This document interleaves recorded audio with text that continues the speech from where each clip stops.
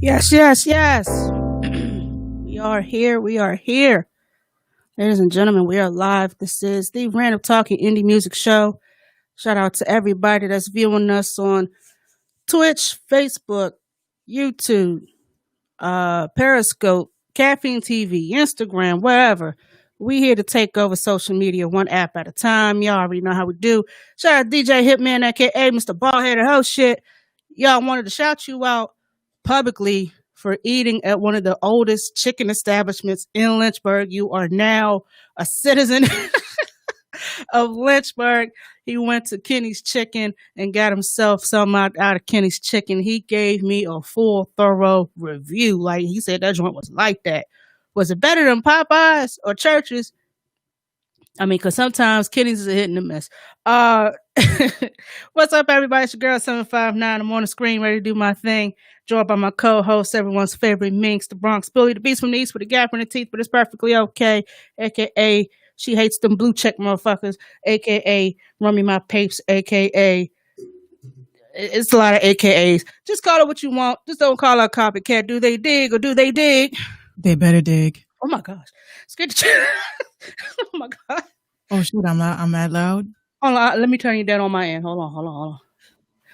Yeah, they better dig. Oh, well, wait a minute. My allergies. Oh my god. We are there. Oh, your allergies acting up. I was cleaning all day. That's what a lot of people didn't hear from me. Ew, gosh. Mopping and sweeping and playing Cinderella in this bitch. Oh no, that is not the move. Before we get started, shout out to our homegirl, Murder Megs. I got my package today in the mail. Let me show y'all a little something what we got here. We got stickers, ladies and gentlemen. I don't know if y'all can see that very well. Got some Megs the Great stickers. Got the Beat District here. Okay, we also got Dollhouse Beats, you know what I'm saying? And of course, I had to get the keychain, you know what I'm saying? That's cute. Yeah, that's cute. So shout out to our homegirl Murder Megs. If you would like to purchase your own little, gift bag, your swag bag. She said that the shirts are going to be late. They probably won't come till Friday. However, if you would like to purchase a shirt, hit up our girl Murder Megs, Meg Alexander, and she'll hook you up, man. Support the brand. Support the brand. Support the brand. Speaking of supporting the brand, we got some brands you should support as well, such as Hustle Culture, man. You got to support that brand. If you want to become part of the Hustle Culture, all you got to do, send in a picture, a quote, your profession, your IG handle, and your location, what you think, Hustle Culture means to you. Make sure you type that up all nice and cute. Send all that over to hustleculturemag@gmail.com. Also, head on over to the Mink Show podcast, where our very own drops those copious jewels and some tools that you can use. What you say, some jewels for that ass? Yep. Merciless cast of jewels for that ass. Oh, that's right. Y'all head on over to Mink Show. MinxRadio.com, hit that merch tab, get you some Mix Mafia merch, get some t-shirts and hats and all that type of good stuff. And also, we got shirts as well, such as Dead Ass. You got your handbag here. You got our faces on the shirt. Got our little sayings on here. More designs coming soon, of course. Jesus. What else is going on? Let's see, what else is going on? No, I think that's it. So, what's been going on with you? Not a damn thing. Just like I said, just been cleaning, wrapping up some of these projects, and yeah. And yeah. I've just been so busy, I feel so, yeah. I'm not going to say overwhelmed, but, I definitely have to say, moving forward, to any of my friends that are tuned in and family that are tuned in, don't hit me up for nothing. Don't hit me up for no work. You know what I'm saying? Just, this is like a little premise that we were talking about before about, Black businesses and shit. Right. I really feel like, I guess when it comes with friends and family and shit, like they don't take what you do seriously. So they'll move their ass like molasses. And, I just got to a point in my life where I'm just like, you know what? if strangers respect me more than friends and family, I don't really want to fuck with y'all on some real shit. That's facts. You know what I'm saying? Like it's a whole bunch, especially when you have a lot of skills. You have a very skill, like a big skill set, and people just don't take that into account. They don't respect you because they fucking know you. Right. So I got to the point, I said, after these last couple of projects that I'm wrapping up for some friends and family, don't hit me up for shit. Don't ask me for nothing. Don't ask me for nothing. Okay? Not a damn thing. John, not at all. Matter of fact, we encourage you to to get the shirt that says dead ass, even though you're from Baltimore. Hell, we've been saying it, and I'm from Virginia. Shit, that's my shit. I'm definitely getting me a dead ass shirt, and I'm getting me a nope shirt on top of that. Got to. I want that. What, the dead ass? No, the nope shirt. So when the nope shirt? When somebody texts me and says, "Hey Minx, Friday, can you come out and shoot my music video?" I'm like, hold on. Let me. I got something for you. I want you to see this. Got a selfie for you, real quick. Nope. Like, people really be running around here thinking that mofos is pressed for money and shit. Like, oh, I got money. Okay, yeah, so do I. What the fuck does that mean? That shouldn't. I don't need money. Honestly, I don't need money, and I don't want money. But I do, but I'm not gonna sit here and beg and kiss ass. Essentials, what's up? Long time no see. That's one of our homegirls on the station Ed. Yes. Well, hi, welcome back. Oh my goodness, how are you, Essential? But hey, yeah, was it JSHDJD? What's up, you? Wait, I'm read all those letters again. Hold on. JSH. DJD. I'm gonna just call you DJD. That just sounds. Those must be the children's names. Gotta be. Yeah, DJD. Yeah. Unless it means something, I don't know. But shout out, what's up? Might be an acronym. It might be an acronym. But yeah, we're here. Hopefully, tonight, ladies and gentlemen, I might have fixed the issue. What's been going on with the audio. So hopefully we won't have any issues. But y'all already know, if we do, we will be back and switch the format. So but in the meantime, share. Yes, like and share this broadcast. We have a lot of interesting topics today. Of course. Such as, go ahead and jump into this one. Why is Martha Stewart being a thirst trap at 78 years old? Nope. That's a thirst trap? That's a thirst trap, apparently. How you doing, JSH? What's up, how you doing? We're gonna call you Jay. That's too much. I'm just gonna call you Jay. What up, Jay? That's way too much. So why is she thirst trapping? And who took that picture? She had to have. She looks good though. Essentials, you over there drooling over Martha Stewart? Oh my God. But I'll put it to you this way. Shout out to Martha Stewart because she never snitched. Yeah, no, she took that shit. She sat down. She was in Club Med and all. She was being protected and she was in camp. She wasn't in jail. She was in camp. Mm-hmm. But nah, she taught them how to make doilies and all types of fun shit. Yo, I would have loved to have been in prison with her. And this is how you make quiche. Like, thank you, Martha. I would definitely use this when I get out in 15 years. Thank you very much.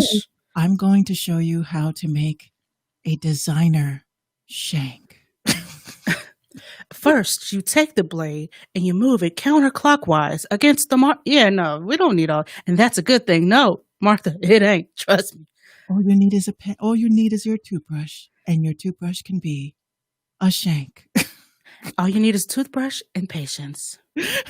Yeah, she's been getting a lot of Instagram comments. Okay, Martha, that's how you serving us day 1,000 of. Wait a minute, is it really day 1,000? Who's keeping tabs? Yeah, how many days has it been since quarantine? Too damn long. How are you not aging? Hold on. No, no, no, no, no, no, no, no, no. So much no. So much nope.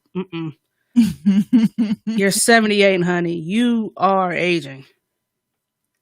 Well, that's one of the That's a things filter. I've That's always filter. asked. I was like, why are they so afraid to age? Like, what is the fear of getting old? Dying and being forgotten.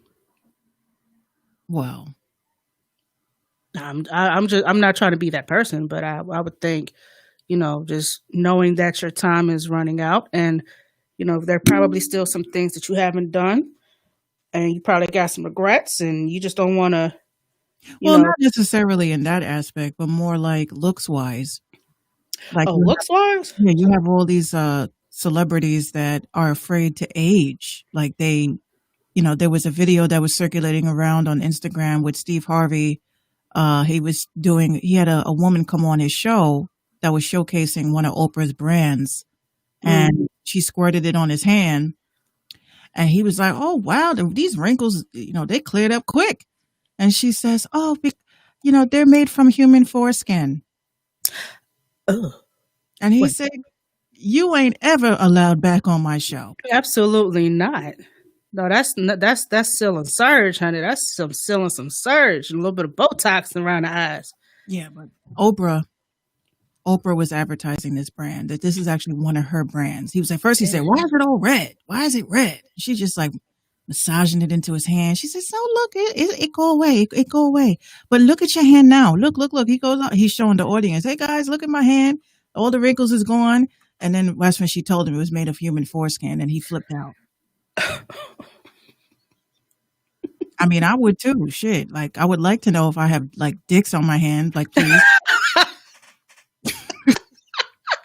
Please tell me.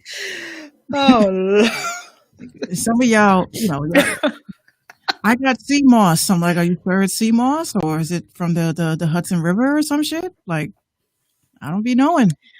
It makes your hands and your face silky smooth. Yeah, I wonder why. Yeah, fucking foreskin. Like, foreskin, really? Foreskin. Ugh. Ugh, that's what they do. That's what they do. That's not what I'm going to do. Absolutely not.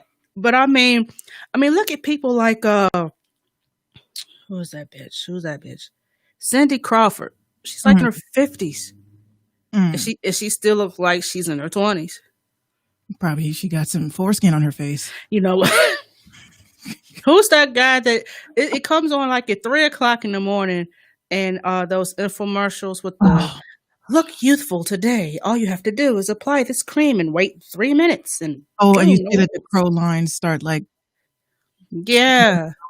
I don't know. I personally feel like, first of all, I wear makeup, so I automatically know that this shit is aging my face because it's chemicals. If you smoke, depends on what you smoke. If you smoke cigarettes, that will also age you faster. And as well as not being hydrated, pure aloe, you rub that shit on your face at night, let it dry up. It clears out all the acne. It's just, it's how you run your daily regimen. Mm-hmm. And stress, of course. See, my mom be beefing with the people on TV because they use these young ass models for that oil of Olay bullshit. Yeah. They like 26, 27 years old. They haven't had time to stress. And they're using oil of Olay and doing these little moves. And like, bitch, you're still a baby. What was that movie? Hocus Pocus. Another Disney movie where they were killing children and sucking out their life so they could stay youthful. I mean, Disney. No, what's that movie? Death Becomes Her. They had to drink that. And that's my shit. They had to drink that serum, and then the serum wore off, and they started wearing off. See, that's why me personally, I feel like the older I get, I look more like my mom, if anything, but I'm not scared to age. I'm not scared to get wrinkles. I'm actually, some of us, like, I look at it this way. I have a lot of friends that will never be able to see that. Mm-hmm. So I call it a blessing. You know, a lot of people have left this planet, left us behind. They'll never know what they look like at 60. They'll never know what they look like at 80, 90 years old. You know, their lives were cut short. You know, So, my mom doesn't have wrinkles. My grandmother didn't have a whole lot, even at the age of 80. Like, she didn't have a whole lot of wrinkles. see, I think the women in my family, we don't get wrinkles, we get indentations. So, like, Indentations? like the lines here, Oh, yeah, the smile, they call them smile lines. like my mom, I look at my mom, like she has them. Like she doesn't have wrinkles. It just, you can just see that over time. I think it's mostly like the forehead and like the smile lines. Mine are Mm-hmm. getting a little bit like when I smile, because I try to smile more now. Um, it's smoothing out more because if you're like always sad, you know, always have Mm. people keep saying that resting bitch face. Um, I love my resting bitch face. It's what keeps me youthful. Hi, Tonio. Um, I think I mean, people just say I look mean. It's not even a resting bitch face. It's just like you stink. Like world stink. How about that? I smile at the dumb shit, but you know, still, Yeah. still. My mom has a fierce resting bitch face. Mm. And I tell her all the time, like, why do you look like you're just so mad at the world? She's like, I have no idea what you're talking about. But there's nothing wrong. I said, yeah, all right. Oh, by the way, crazy thunderstorm today. We had a little rumble here, but it didn't amount to anything. See, times like this, I love the dog, but I'd be like, yo, Dog you wilding.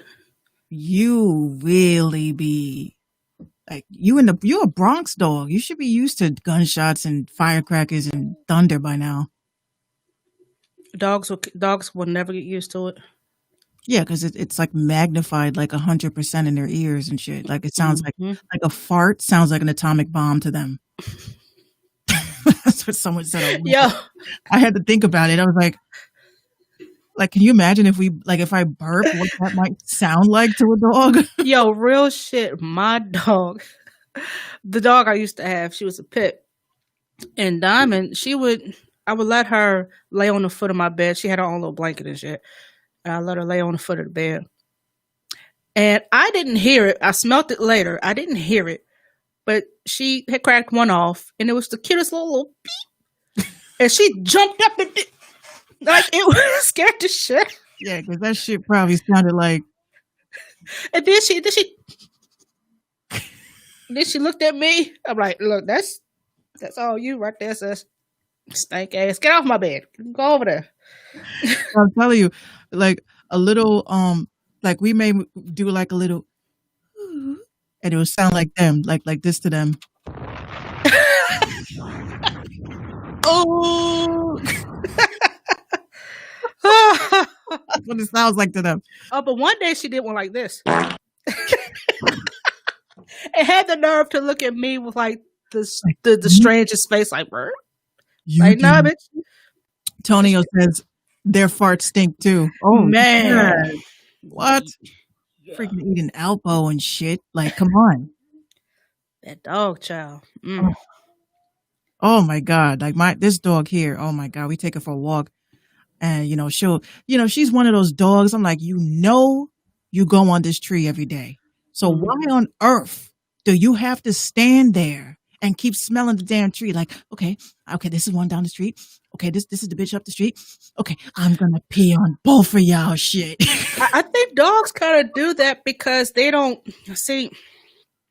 I think dogs do that because they don't want to pee where other dogs pee. Now, I want y'all to follow me on this. Now, I had my dog trained on puppy pads and shit because she was an inside dog. I try to keep her outside, but she barked and yiped, and I had threats of calling the pound and all this extra, so I just brought her in the house. I had trained her on pads, and these pads are about, when you open up a newspaper that wide. She would pee on the corner of a pad. She'll make the pad. She'll pee on the corner of the pad, but she won't use the rest of it. She will never pee in the same spot twice. Because if she smells it, she won't pee right there. So she will use a whole clean ass pad. So now I have to throw a big ass puppy pad away because she peed on a little corner of it. and she won't use it again. She might poop on it, but she ain't gonna pee on it.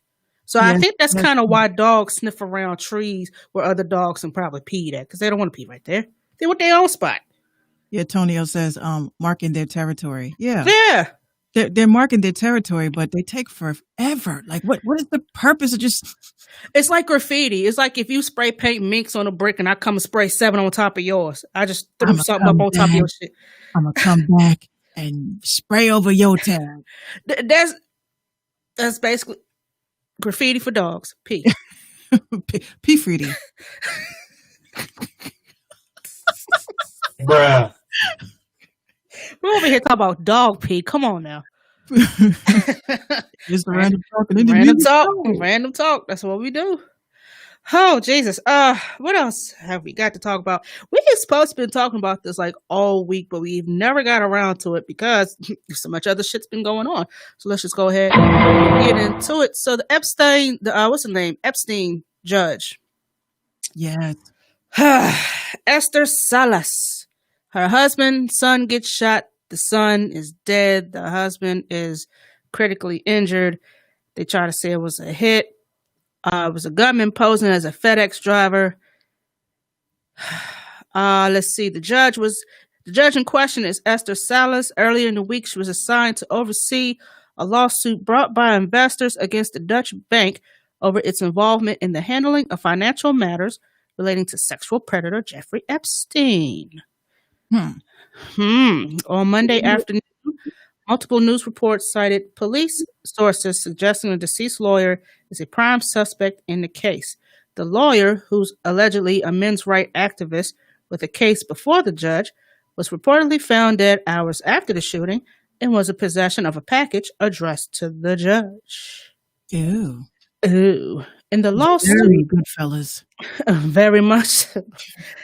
In the lawsuit against Dutch bank, investors claim they lost money as a result of the financial giant having to pay regulators $150 million for compliance failures related to Epstein. The disgraced financier was arrested for the sex trafficking minors, and he allegedly committed suicide in 2019. And she presided over the divorce case of Real Housewives of New Jersey.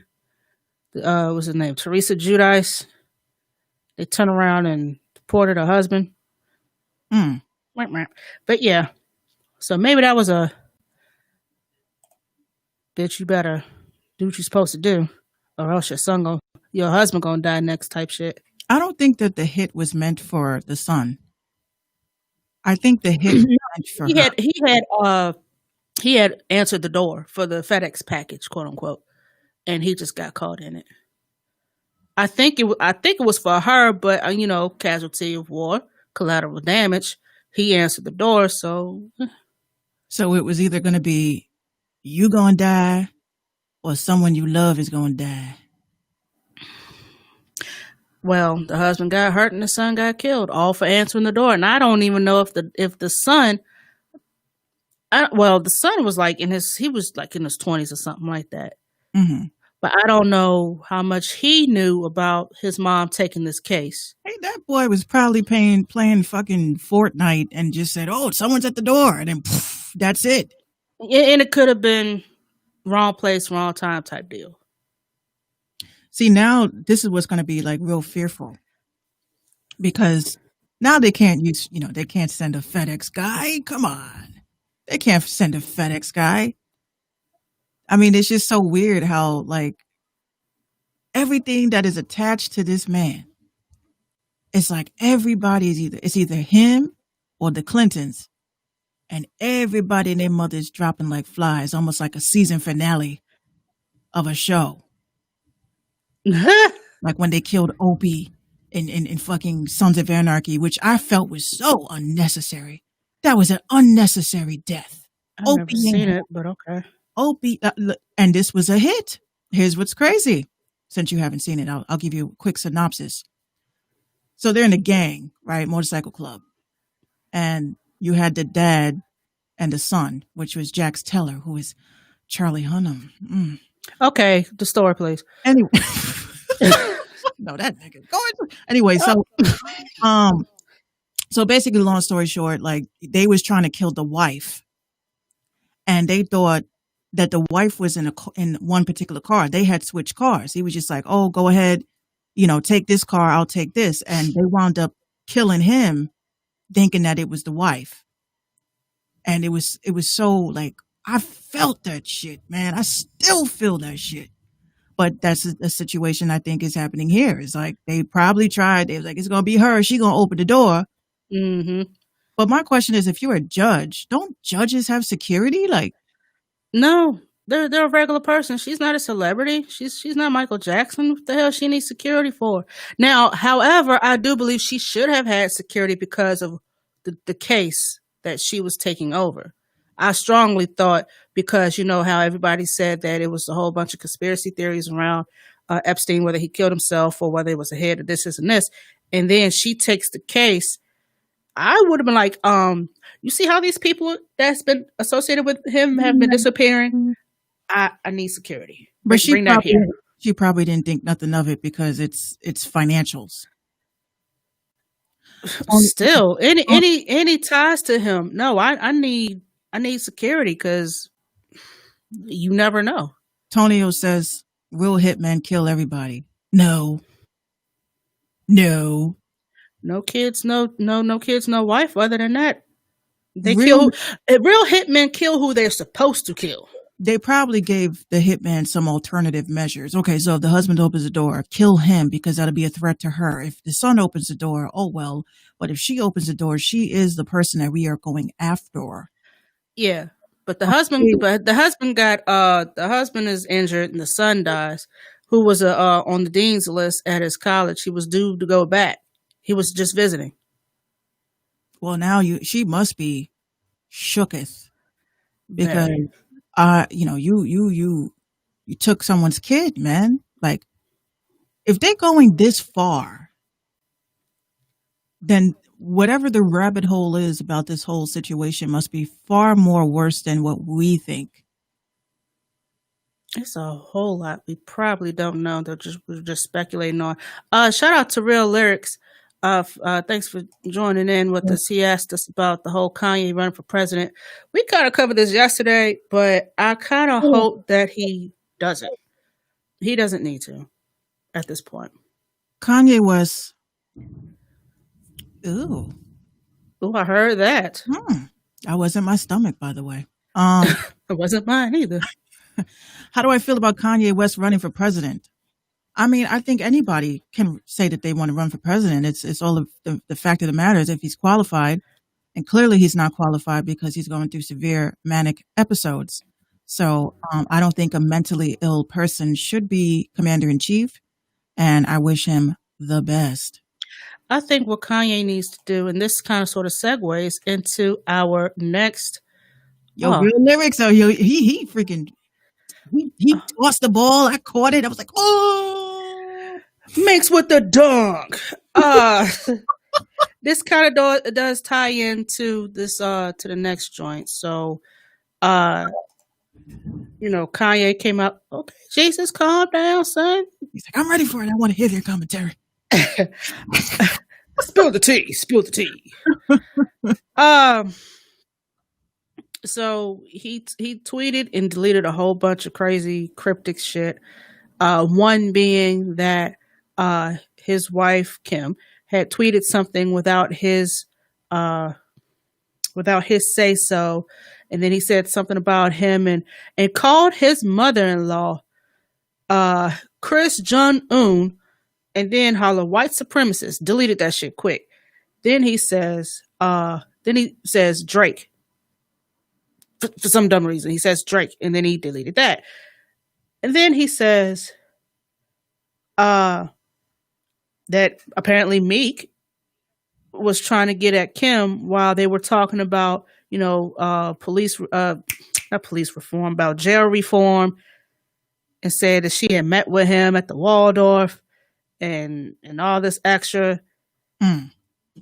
He said also that Meek Mill, quote, is my man and was respectful, but he criticized Kardashian for being, quote, out of line. Whatever The fuck that means.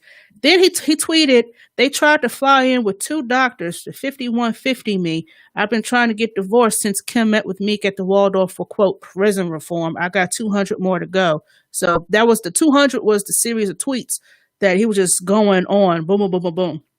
And then he says, this is my lady tweet of the night. Chris Jong-un, Lil Baby, my favorite rapper, but won't do a song with me. Then he says, in Jesus' name, no more cap. And he says, Drake with the thinking emoji. And then Kanye says, MJ told you about Tommy before they killed him. I don't know who Tommy is. Kim saved my daughter's life in the name of Jesus. Is God's choice only. I will live for my children. Chris, I'm in Cody. If you're not planning another one of your children's Playboy shoots. Okay, relax. We're going to finish. We're going to start talking about your man, Jesus. Watch our shit get cut off because I said that shit. First time that's happened. Over at Station Head. I'm surprised I have listeners. Oh my God, they must have got my email. You on Station Head as well? Yes, Vicky says, hey, Seven. Can y'all what up? If y'all can hear us good, let me know. Let me know. Yeah, let us know. Drop them M's in there too. So yeah, as far as him running for president with tweets like this, I don't think he should. What he should do is finalize that divorce, carry your ass Kanye to Africa, get away from Hollywood, get away from the music, get away from everything and everybody for a second, go to Africa and just get back to self. Let your ancestors come back and get you right. Like I think that's what he needs. I think I know why he tweeted Drake. I don't. Let me in on something. Spill some tea, since you like him and all. Fuck Drake. Man. No, you say it. No, you want to.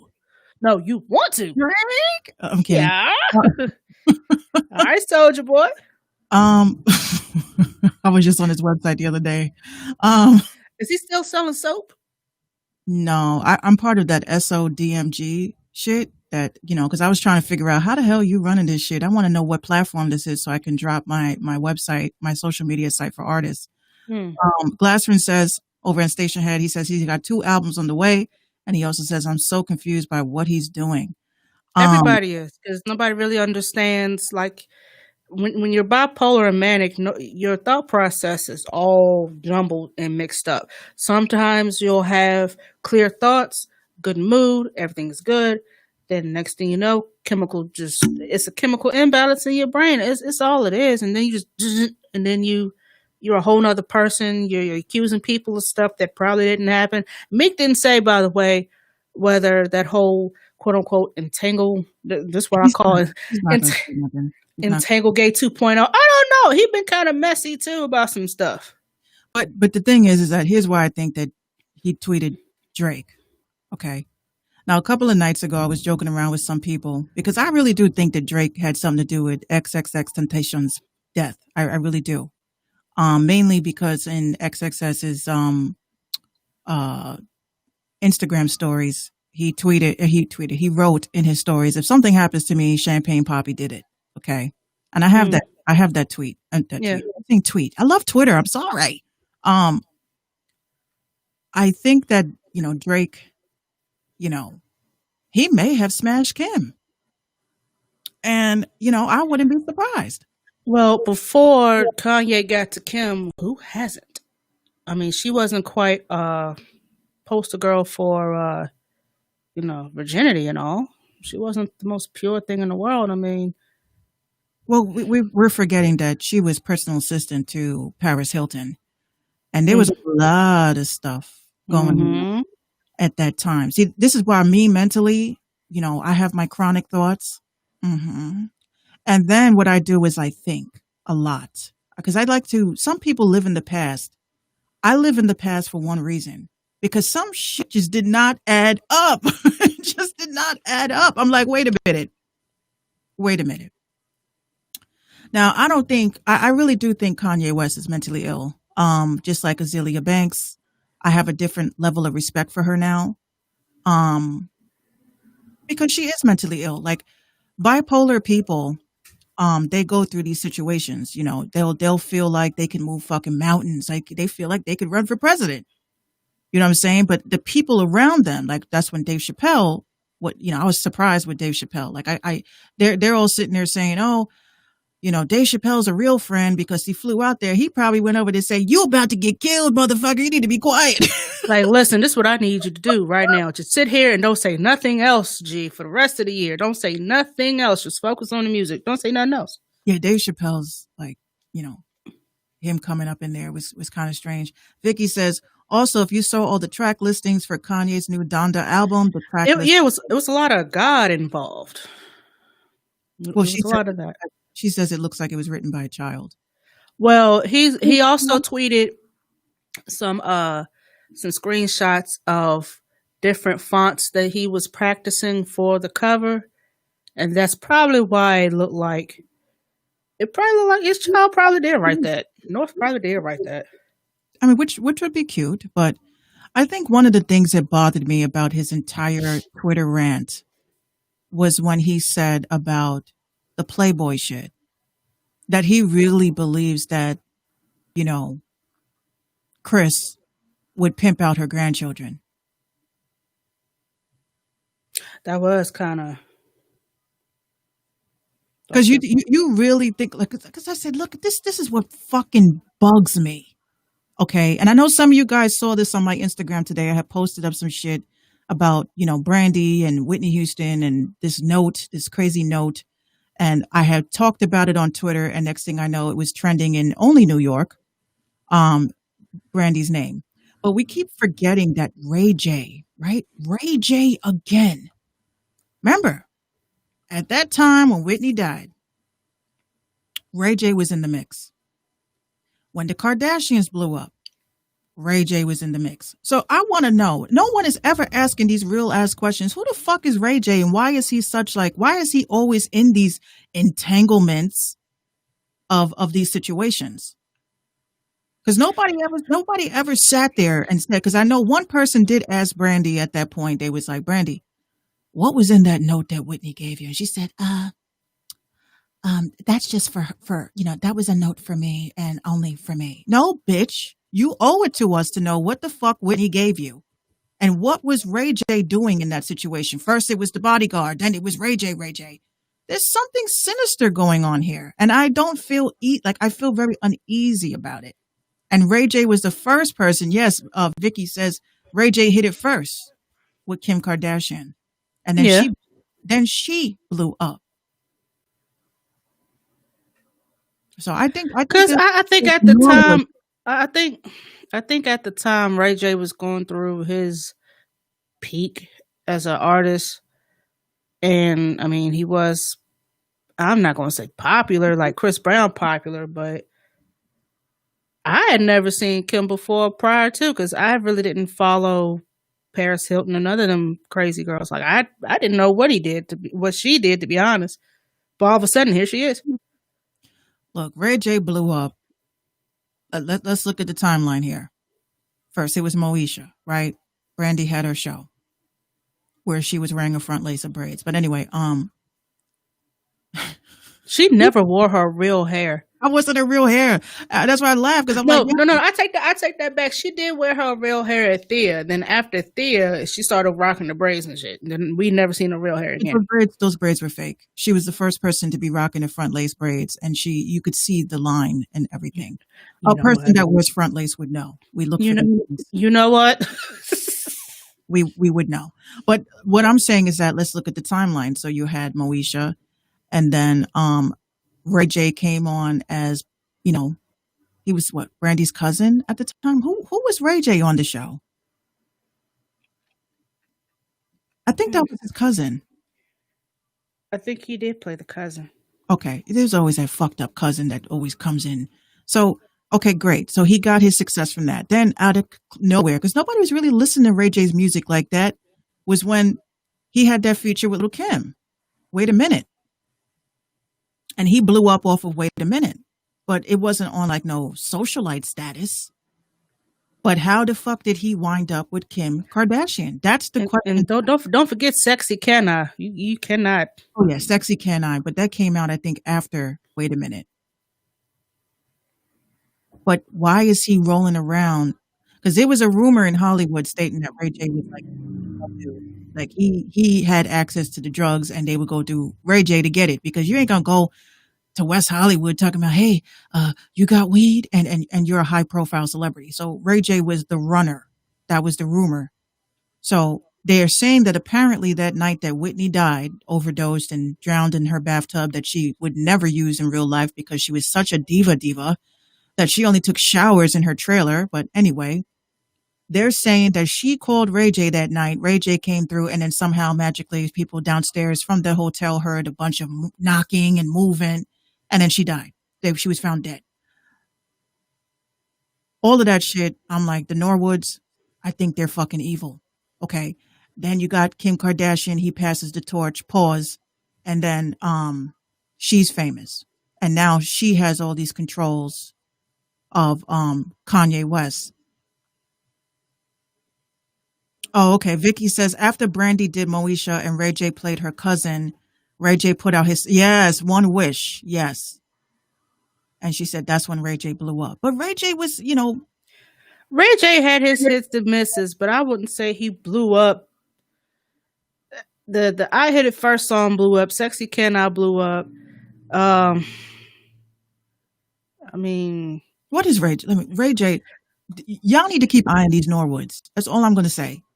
They may have they have a lot of pieces to a lot of puzzles in these situations that no one has ever sat and said, maybe Brandy and Ray J need to speak up about some shit. Okay, now that you were sitting there talking about it, and I had looked up some stuff, I swear we wasn't going to go down this rabbit hole, but here we go. Oh no, the station headquarters. Oh goodness. Yeah. Here we go. Antonio says evil is running the world. Yes, they are. It says of all the details connected with Whitney Houston's final days, this ranks amongst the most peculiar. She supposedly got into a fight with another woman over Ray J. Brandy's little brother might not have been a household name, but he starred opposite like it was a script. Kim Kardashian in a leaked sex tape that launched her career. He was also Houston's last public boyfriend. Just 2 days before she died, Houston reportedly got into a shouting match with Stacey Francis, a contestant on the U.S. version of The X Factor who tried to talk to Ray J at a nightclub. Whitney told me that she had known Ray since he was 10 years old, Francis tells the Daily Beast. She cared about him. I think we all should respect that. And she wouldn't discuss what happened that night, but she said that her and Ray J never dated. Yeah. Nothing salacious was. It kind of reminds me. They didn't say anything terrible on here, but it kind of reminds me of Forrest Gump. How he was always just happened to be there at historical events. That's what Ray J is. Ray J is just there at historical events of situations that go down. On the night of Houston's death, Ray J was in San Diego. No. I don't believe that. Well, if they got, they gotta check the flight logs and all. So, and you think these celebrities use their real names? They sure as fuck don't. They're not going to use no public ass air transport either. They got private jets. Oh, he don't have private jet money. He don't have private. He don't, but somebody else does. He probably told told somebody, like, look, I need a jet here. I'm going to be out here. I need to go there. Be there. Bottom line of all this, I'm worried about Kanye West. I told you what you need to do. I don't know him. I don't know him personally, but my spirit is telling me that he needs to be protected at all costs, because now you got Kim. Oh, is this another segue? Oh no, go ahead. Now you got Kim saying, "Oh, word, I'm about and meets up with divorce lawyers today." Well, she tweeted out, a whole, we need our privacy. Of course, he's a genius, and sometimes his thoughts get the best of him, and we're all very concerned, which is why they try to call a doctor to get him, straight jacketed up. And she was like, "We just call for privacy because he's sick and he does need help, but we can't make him go unless he wants to." That's a bullshit lie I because mean, she didn't say that, but I mean, of course, you can't make him do anything he don't want to. yes, Vicky, she says, Ray J was on the show Love and Hip Hop. Yeah, he was on Love and Hip Hop, which I thought his whole presence on that show really did not make any sense. Who asked him? Yeah, he didn't belong on there. Yeah. And I'm not really a reality show like person like that. I only watched it when what's her face? The last one with Cardi B was on it, and then they tried to replace her with Anais, who also is bipolar, who shaved Where her do head. they find these people at? Well, she recently shaved her head bald. And not on some like she wilded Britney out. Spears type shit. No, she didn't wild out and do that. She says that she found out one of her family members has cancer, so she wanted to shave her head bald. But the thing is that Anais also bothers me because she says a lot of things in her live streams that as a mother you should not be saying. Yes, Antonio. Antonio says right, especially with them lame ass scooters. I mean, Look. yeah, I really don't follow like the reality show. I after a while I had stopped because it was a so-called storyline, and if you miss one, you kind of miss a lot of the stuff, and it was just too much. I said, you know what? I used to love watching Love and Hip Hop because I used to say to myself, how the fuck are they always launching some shit and have all these overwhelming support? And I'm working on some music and I'm working on a movie. Music and movie never drop. Never drops. I'm writing a book. First chapter ain't even released. Never drop the book. Never. It's just, Mona Scott is very smart. But reality shows are not really reality. Like I think the last of the real reality shows is probably Real World. Flavor of Love, that's my shit.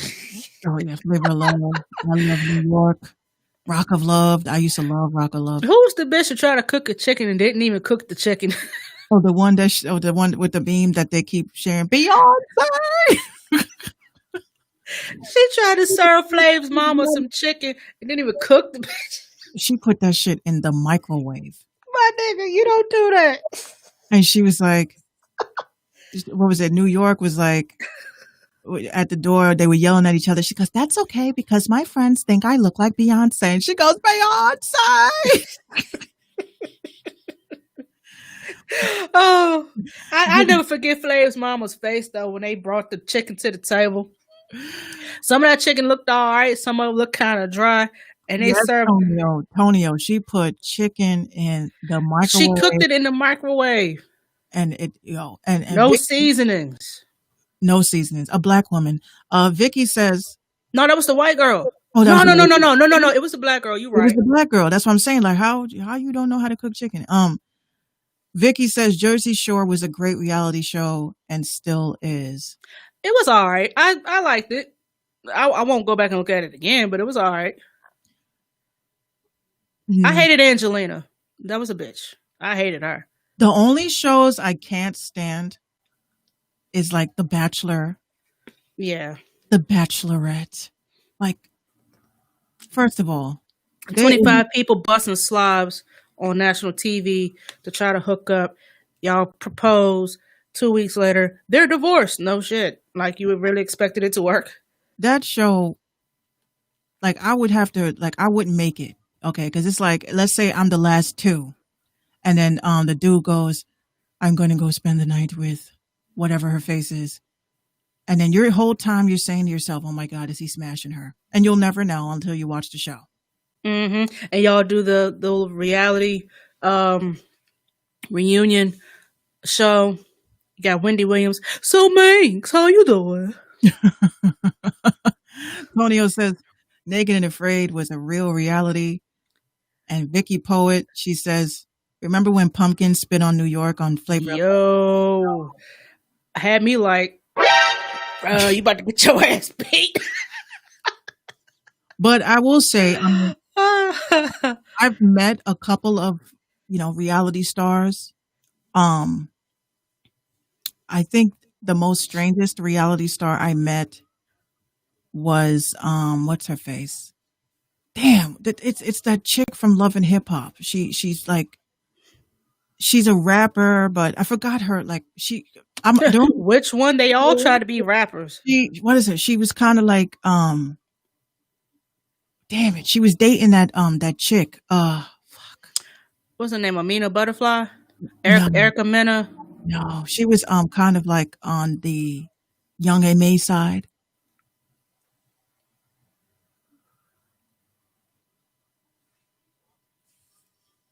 I don't want to say she looked like a dude. I don't want to say that because it's wrong. But if she did, you She wouldn't be she was very masculine. masculine. Very masculine. She had like the fitted hat. Which was it? Love and Hip Hop New York, wasn't it? Yeah, Okay, let me look that up. I met her. She was nice. Who else did I meet? I met a couple of people, but I don't really get that excited over like you're a reality show star. You ain't gonna use me for your storyline, bitch. All right, let's go down the list. You had Yandy, Erica Mena, Remy, Sin, Tahiri. No. Damn, how Joe got both his baby mamas on that joint. Olivia, Samaya Reese, Cardi, Tara Wallace, for some odd reason, K. Michelle. Hold on. Tonio saying Snoop. Yeah, Snoop. Thank from you, The Wire. Tonio. Thank you, Tonio. Snoop Yes, from Baltimore. I met Snoop. She's very, Snoop. very sweet, very dope. Anais, this picture of her is not flattering. Alexa Scott had some work done. Jesus, that is not flattering.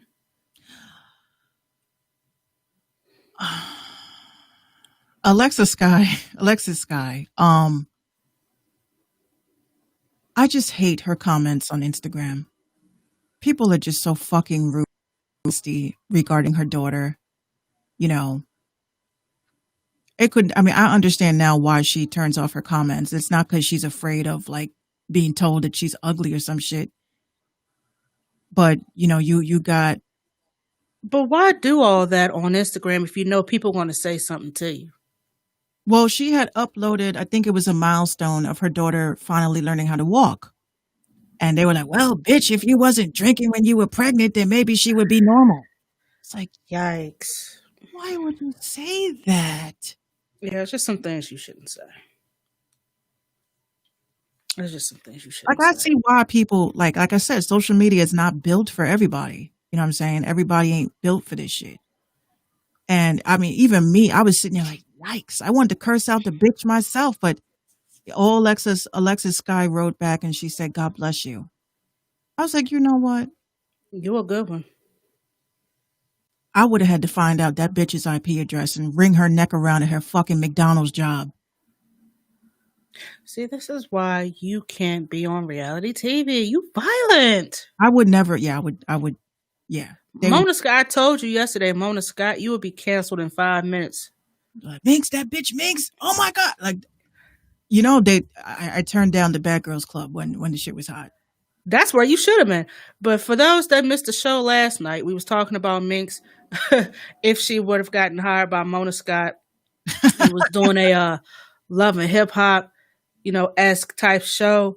And you know how they do the confessionals where the men don't always know what to do with their hands when they're talking. It's always like they're in a rap video. They're always moving their hands like this. Yeah, throwing up gang signs and shit. So yeah, me and my bitch, you know what I'm saying? We was at the club, you know what I mean? We was doing all this. No, I think the women are worse. So this told me that I wanted, and then we was, but then I wanted to, and when I see that, it's on site because I'm going to shoot her and you. This is Minx. And that mother.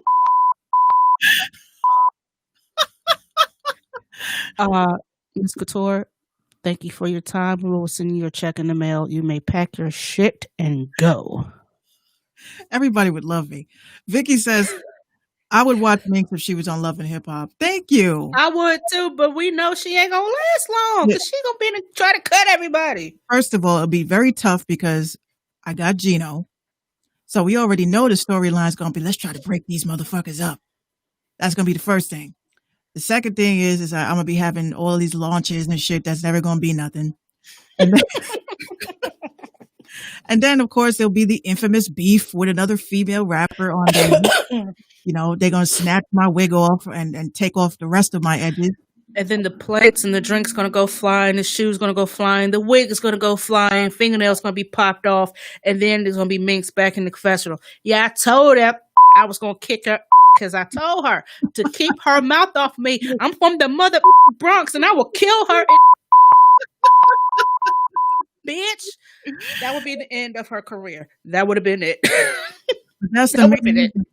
That's the main reason, when they called me back for the Bad Girls Club, because my friend was like, you should try to get on that show. I was like, okay.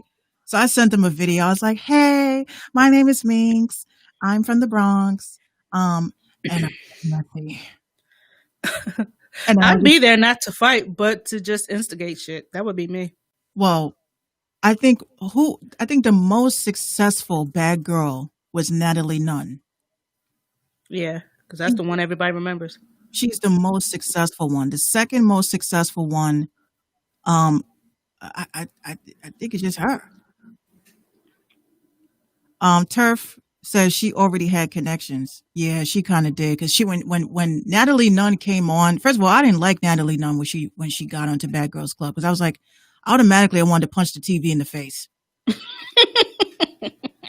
She was just so nasty. Like, I would never date a guy unless he was a basketball player. Like, come on. Like, why? Know your worth. What? Bitch, you're on national TV fighting bitches. Turf says she was a socialite in the Bay and LA. Yes, she was a socialite. She was like the Paris Hilton of that time. So she was destined to win on that show, regardless if, because you notice she never wanted to fight nobody. And if she did, she made sure she won.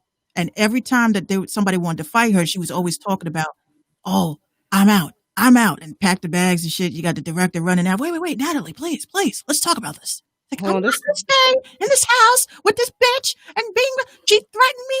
I'm like, yo. This is my shit though, when they was on there and one girl was trying to sleep. Oh, Tanisha. And, yeah, that's my girl. She I ain't get no sleep because of you.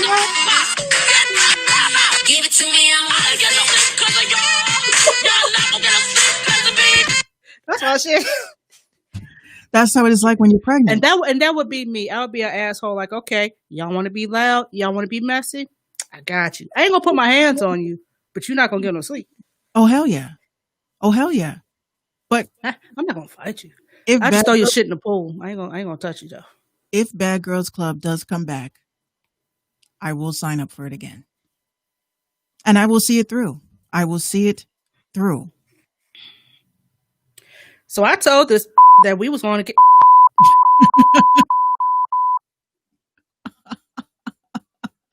And my name is Minx Couture, and I approve this message.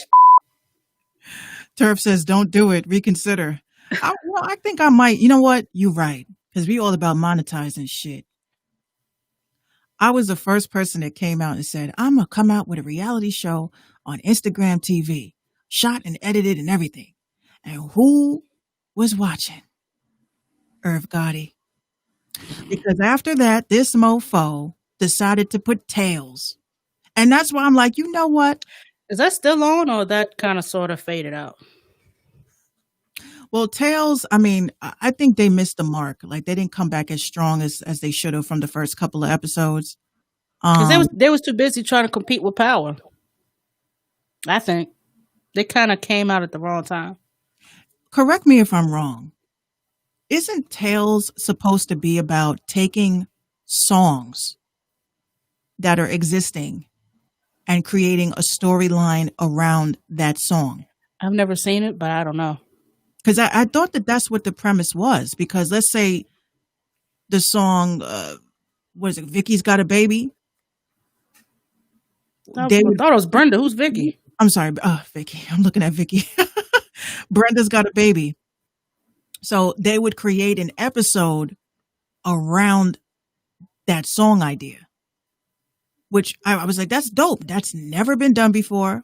No one has ever done that in the history of, besides Whose Line Is It Anyway? And I hate that fucking show. I like the older ones, but okay. Let's see. Oh, okay. Here's some of the titles to some of the shows. Let's see. Episode. Oh, this is season 2. It only had 2 seasons. Oh. Season 2, episode 1, Brothers. It's supposed to be like a Shakespeare type twist. Slippery. That's episode 2. That sounds 3. like off of DMX is slipping. Maybe. When an Atlanta rap group funded by drug money is targeted by a zealous FBI agent, and the rappers and their lawyer must find a way to translate their Machiavellian tactics from the streets to the courtroom in order to beat the case. My Life, Deep Cover, Bodak Yellow, The Uplifting Story of Violet, a 23-year-old exotic dancer. How is that uplifting? Who the fuck wrote this shit? It's supposed to be off a twist off of Cardi. That's what I'm saying, off of Cardi's song. So they were creating storylines. No, the story itself is supposed to be about Cardi. What's up, Miles Morales? EXO Tour Life. Janelle, the neglected teenage daughter of wealthy lawyers, throws a drug-fueled party while her parents are on a business trip. When her parents return to discover their house in disarray, Janelle resorts to drugs and cope with her anger. Sounds interesting. My mind playing tricks on me. I Gave You Power. Now, one thing, hold on. Why would Irv Gotti title an episode of his show after a 50 Cent song?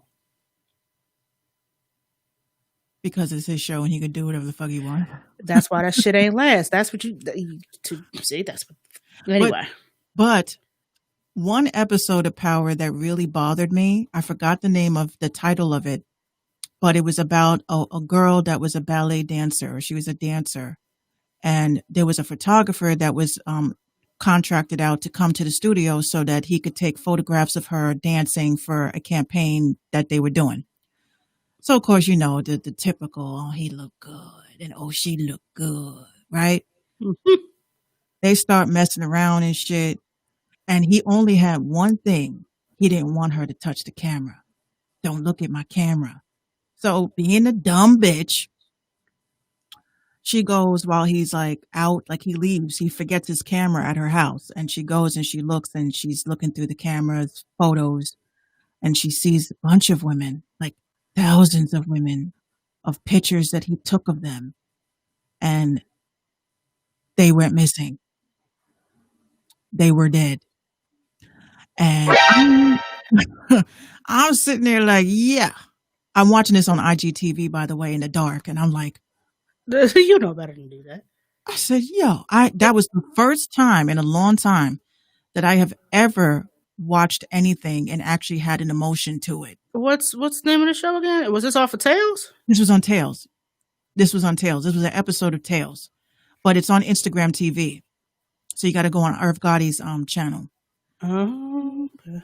Only thing that bothers me about Instagram TV is that, they need to disable the notifications. Because if I'm fucking watching something that's about 45 minutes long and I see that I get a comment on my shit, now I got to go and look at the comment.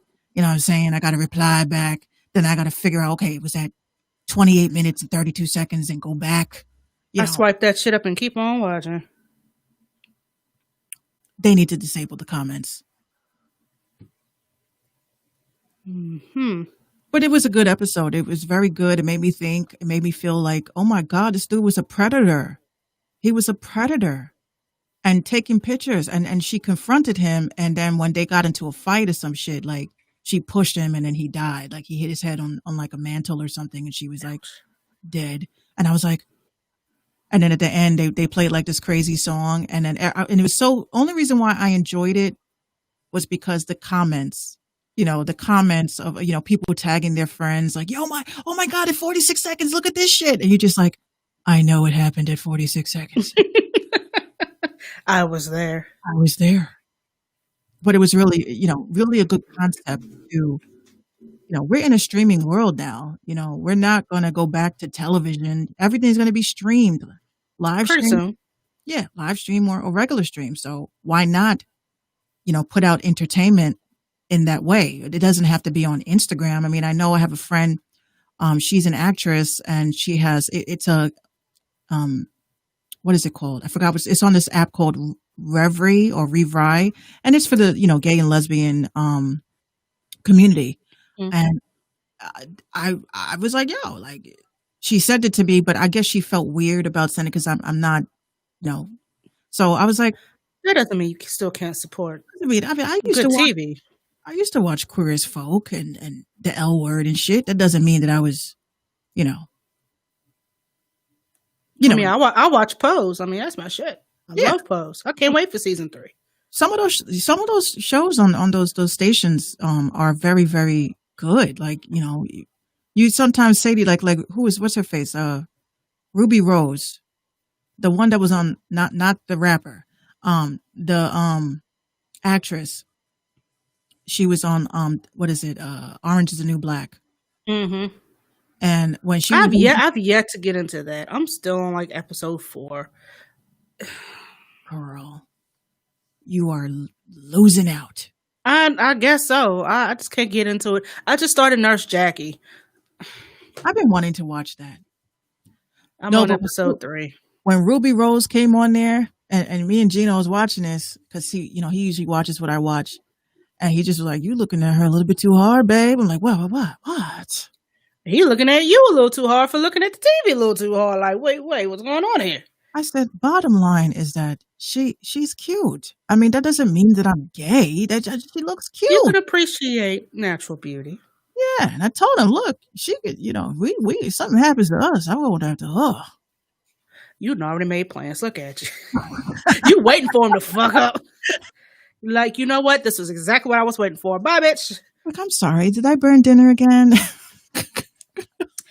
Ah, damn it. My mind slips again. Oops. Guess we'll have to order pizza. Oopsie. I mean, God. listen, I think Halle Berry's pretty. I think Pam Grier is just gorgeous. That does not mean that I'm gay. However, I would say, however, you know what I'm saying? If they walk by me, I'm not gonna stare at them. You know what I mean? Like, okay, I see what we're doing. See, that's what I told my mom. I was like, I don't feel like I'm a lesbian, but there's some chicks out You here. don't feel like it. I don't feel like I'm a lesbian, but there's some chicks out here that can get it. I mean, what the fuck? I mean, that don't mean I'm gay. I mean, there's been some situations. I think my first Fellas, be real. Have you ever looked at another? Dude, let me tell you, those pants, they really fit you nice, bro. I like that Show edge you. up real crispy, bro. a little crevice of your ass. I love that. See, only we can do stuff like that and not be looked at kind of weird. See, men can't do that and get away with it. What? There was this dude on TikTok. This is why I'm so mad I deleted the app, because I want to come back. But there was a dude on TikTok that did something that was so hilarious. So basically, it said, how many of y'all dudes do this? So the dude's in the car, right? Then the next scene, he's looking around the house, so you're making sure nobody's in the house. You hear the song in the background, it's Trina, right? And then he waits and makes sure there's nobody in the house, and then he starts getting into the verse. He's doing the neck roll. He's going in, and I was like, all the dudes on Twitter started tagging it. What's this song? What is the song that when a chick's verse comes on that you know all the lyrics to, right? That's actually a good question. That's That's a good question. That's a dope ass question. Like, fellas, what song did you sing? Like, if there was a Cardi verse or something, like, did you know all the words? Did you try to rap it all masculine, or did you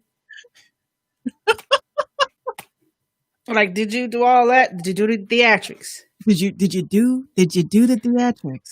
Did you do the little says- neck roll? Tonio says TLC. Yes, because Left Eye had bars. No scrubs. Let me give you something to think about. Yeah, that was the shit. Yo, But they tried to Jay-Z. No, you let me give you something to think about. Yeah, no, you did the little feisty voice. see, Had the that's why hands up. I felt like as a female rapper, I used to try to write my bars so that dudes didn't feel weird rapping it. Yeah. I mean, like I wanted it to be unisex. Um, Only I think fellas can rap Young and May and not feel weird. yeah, Young and May definitely. She give me a head, I call her Heffany. Yo, Ah! they were singing the fuck out of that shit. Like they could relate. Bruh. She means her dildo, bruh. She don't have. Anyway, so when I when I used to write my bars, I used to try to make them like unisex so that dudes didn't feel funny. That's why like when I got older and I progressed in lyricism, and my guy friends would say my bars to me, that would make me feel like yo, like wow, like one of my best friends, he put as his in his bio one of my bars, and what did I say? I said, and I ain't gonna stop till my great grands is. I ain't gonna stop till my great grands is winning or some shit like that. And I look and I was like, that's my bar. That sounds like a Beyonce bar. Well, yeah. Well, yeah. It sounds like a Beyonce bar. Mm. Because I wasn't trying to be like trappy, because I don't really like trap music that much, but I can deal with it. So that's when I say they don't ride in a wave. They don't ride in a wave until they see you pop, and then you mad late. My album's been dropped, and enemies gave up. I can't be stopped, and I'm flossing. I had another friend that had enemies gave up. I can't be stopped, and I'm flossing. So I was like, yo, I make bars that dudes can rap to, and they won't feel funny. But someone like Trina, And you know that nigga. Yeah. Yeah, no, y'all did that. And it's okay. It's okay. Vicky says she sent us a story in our Instagram She said the story was about a Caucasian man that was thrown down to the ground by police who was asked to leave a Starbucks. Let me guess, for not wearing a mask. Dun, dun, dun. A Canadian police officer has been filmed smashing a man's head off the ground before kneeling on the unconscious victim's neck. Holy shit, that does not Another already one? sound good. The harrowing 2-minute clip was posted to Reddit by a witness filming on her cell phone from a window above. The footage doesn't show what led to the incident, of course, which occurred in Sherwood Park in Alberta, Canada on Tuesday. It merely shows the officer approaching the man on a footpath and they briefly exchange words. The RCMP officer begins leading the man away, who does not appear to be resisting at all. Then suddenly, and without warning, exactly 25 seconds after approaching him, the cop places a leg behind the unsuspecting man and viciously hip throws him, smashing his head into the pavement with a sickening thud. The man's groans of anguish can be heard over the recorder's gasp of horror as the officer immediately kneels his full weight on the man's neck in ominously similar fashion to the technique Minneapolis officer Derek Chauvin used in the killing of George Floyd. Yikes. Then he says, "What did I tell you?" The bounty can be heard asking the man, who now appears to be unconscious. He pins his limp arms behind his back, handcuffs him, and there's a large pool of blood forming under the man's head. God damn. What be wrong with y'all? Like, do the coffee taste bad? Or the donuts not fresh? Like, why do y'all feel y'all have to do this to people? Honestly, I'm with you, Tonio. Tonio sounds like he hangs out in the rabbit hole like I do. Cause it's like it's so blatant now. Who's in charge? It's so blatant now. This has nothing to do with anything. Okay, hold on. It's more. A second video began circulating on social media purporting to show the man moments before the incident being kicked out of a Starbucks. In it, he can be heard arguing with a young female staff member, telling her and another customer to shut the up before storming out. The woman who shared the second video claimed the man punched a firefighter and a civilian in the face and had been screaming threats at people outside of her workplace. So this was basically... he was drunk in public. That still doesn't give them a reason to smash his head into the Exactly. You're right. But this was like, no, I need to know what happened before that. This is what happened before that. I stand against police brutality, the worker added, but this man threatened to kill my co-workers, our customers, and forcibly grabbed a teenage girl in our cafe. He was an extreme threat and has been multiple times to our store and refused to comply. Starbucks, if y'all don't realize by now, that shit needs to be shut the fuck down because they're just so problematic with communities. It sounds like to me like how can I put this lightly without us getting taken off the air?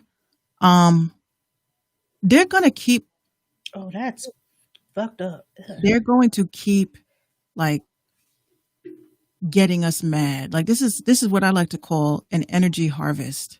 Okay, we're actually coming out of summer soon, so they like to harvest energy. How do you harvest energy? With people being emotional, people being mad, because energy is energy in motion. So they put out these visuals, they put out these narratives, and they get us so mad because they want us to get mad enough to go to war with these police officers. And what people keep forgetting is that we have guns, but they got guns. And then when they use their guns and we shoot back, clickety clack clack, that's when we gonna get martial law on this bitch. Mm-hmm. And then it's gonna be too late. So y'all sitting there, oh, another stimulus package. Okay, well, why you get a stimulus money? You better stimulate a damn gun rage and protect yourself and your family because this shit's getting real.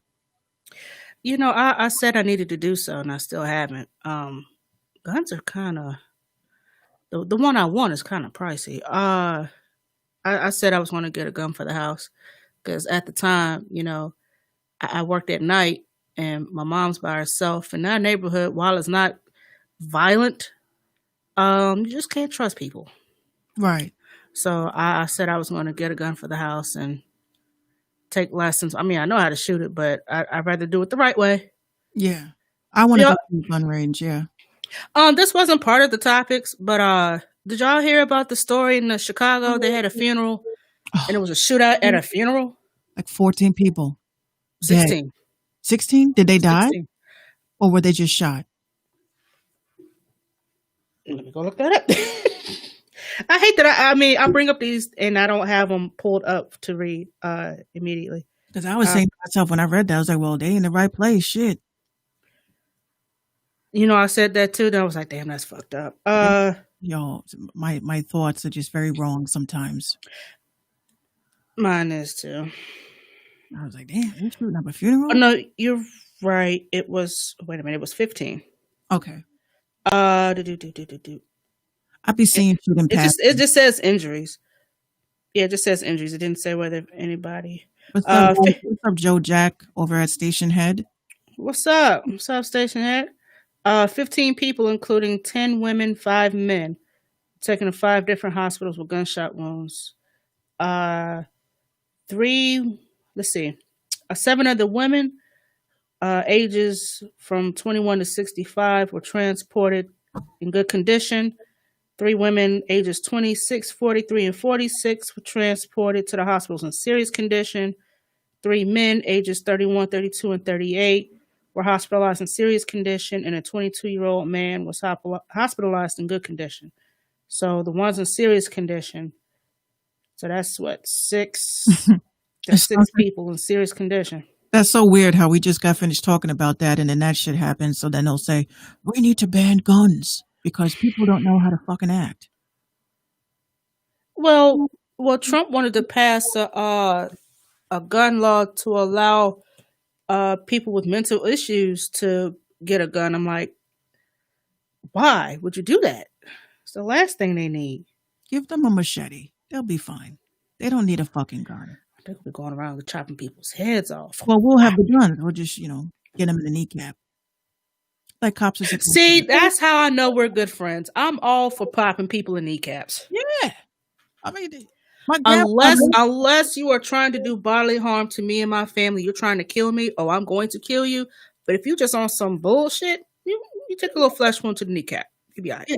that's why my grandfather, he was in law enforcement, and he told us, I asked him, what his thoughts are about police brutality, because even back then, I think what was it, Abner Louima, we would sit around listening to the open line on WBLS, like the good old days. I would have my hot chocolate. They would have their coffee and tea.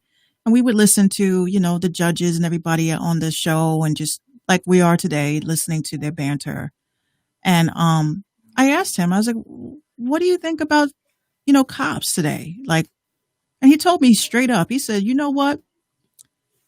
He said, back in my day, he says, if a perp rolled up on you, even if they had a gun, they couldn't shoot them. They had to bring them down without excessive force. They were taught this.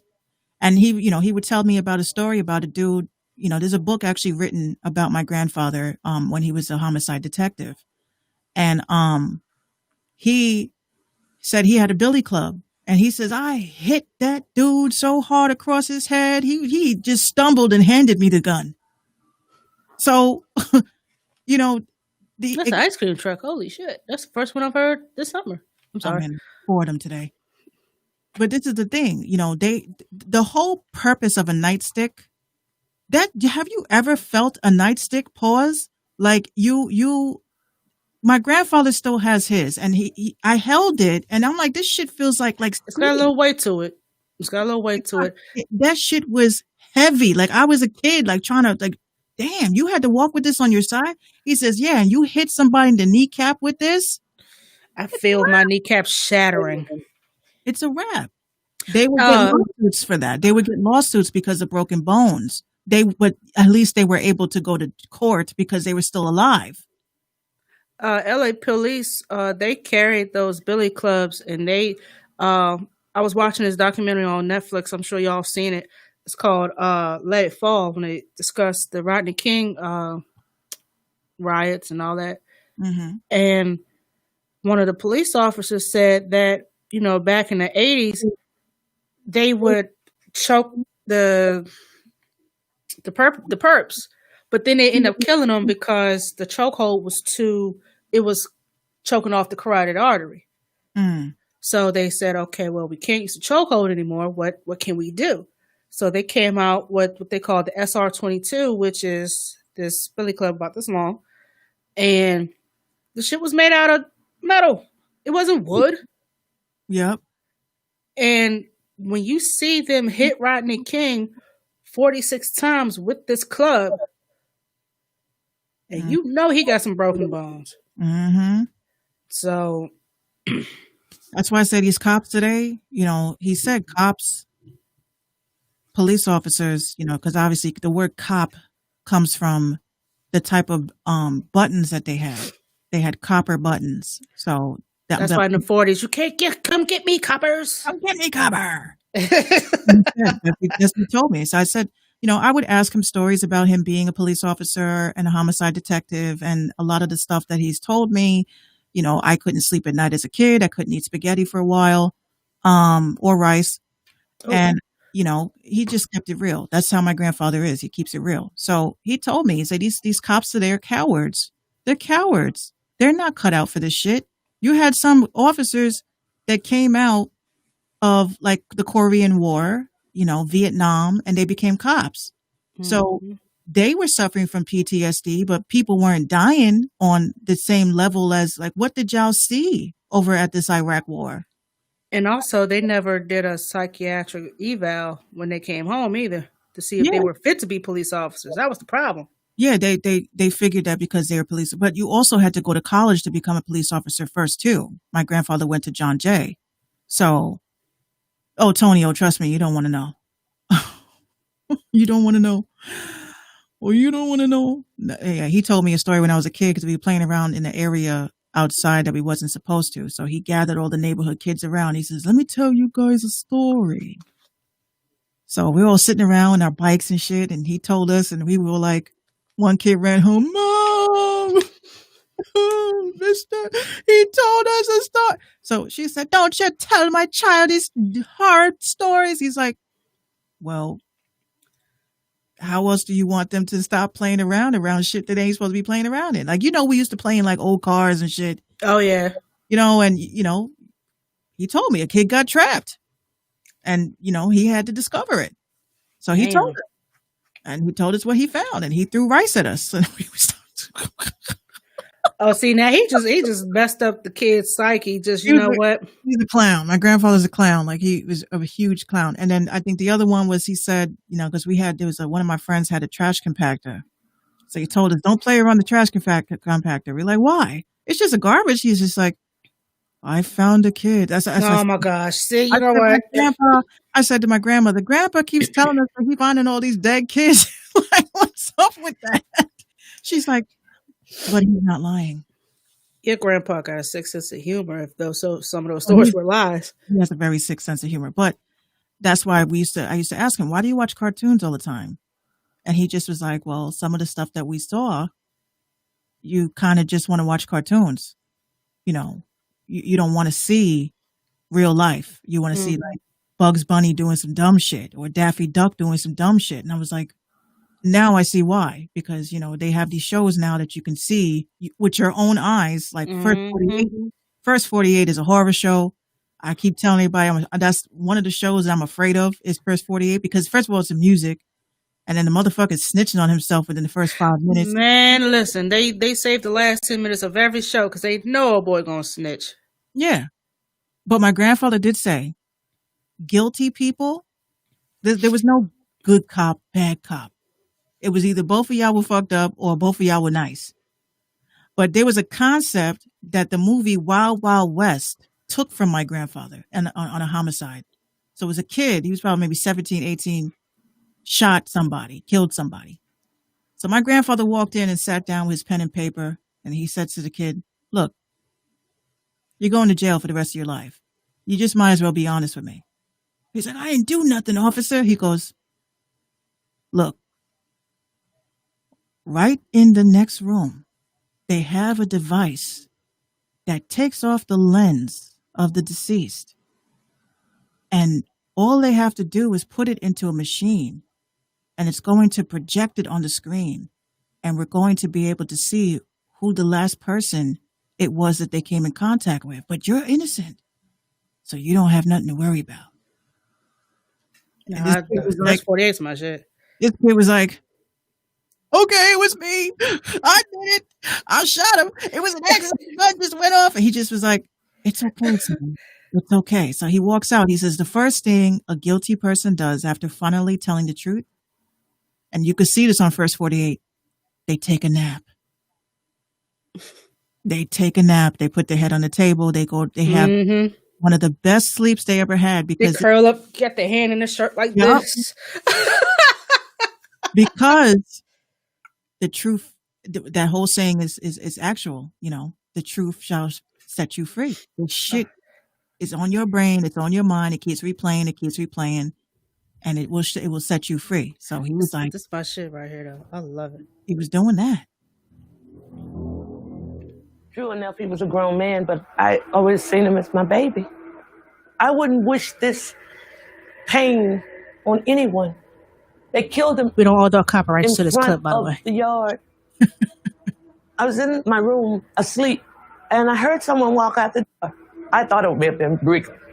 All of a sudden, I heard the shots. I heard every bullet that went inside my son.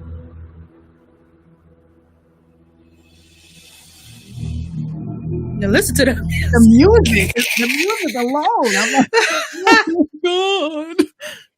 I be sitting there like, oh, right, about to snitch.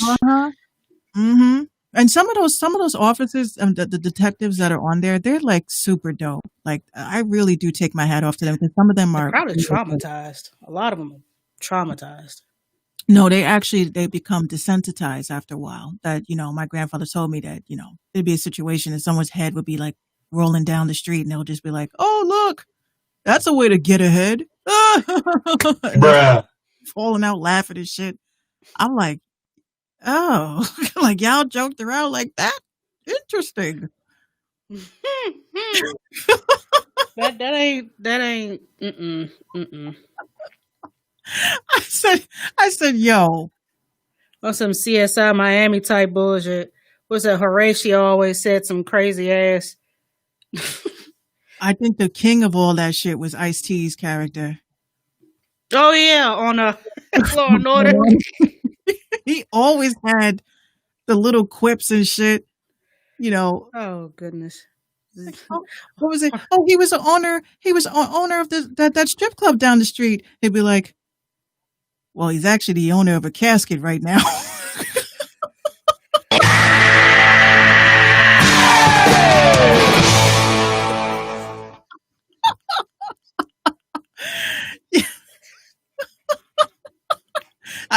Yo.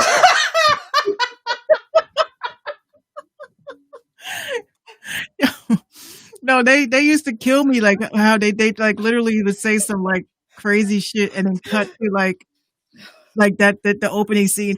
Be like, "Oh, do you think that he's going to be able to make it to the party?" Be like, "Well, that's not the kind of party he's getting to."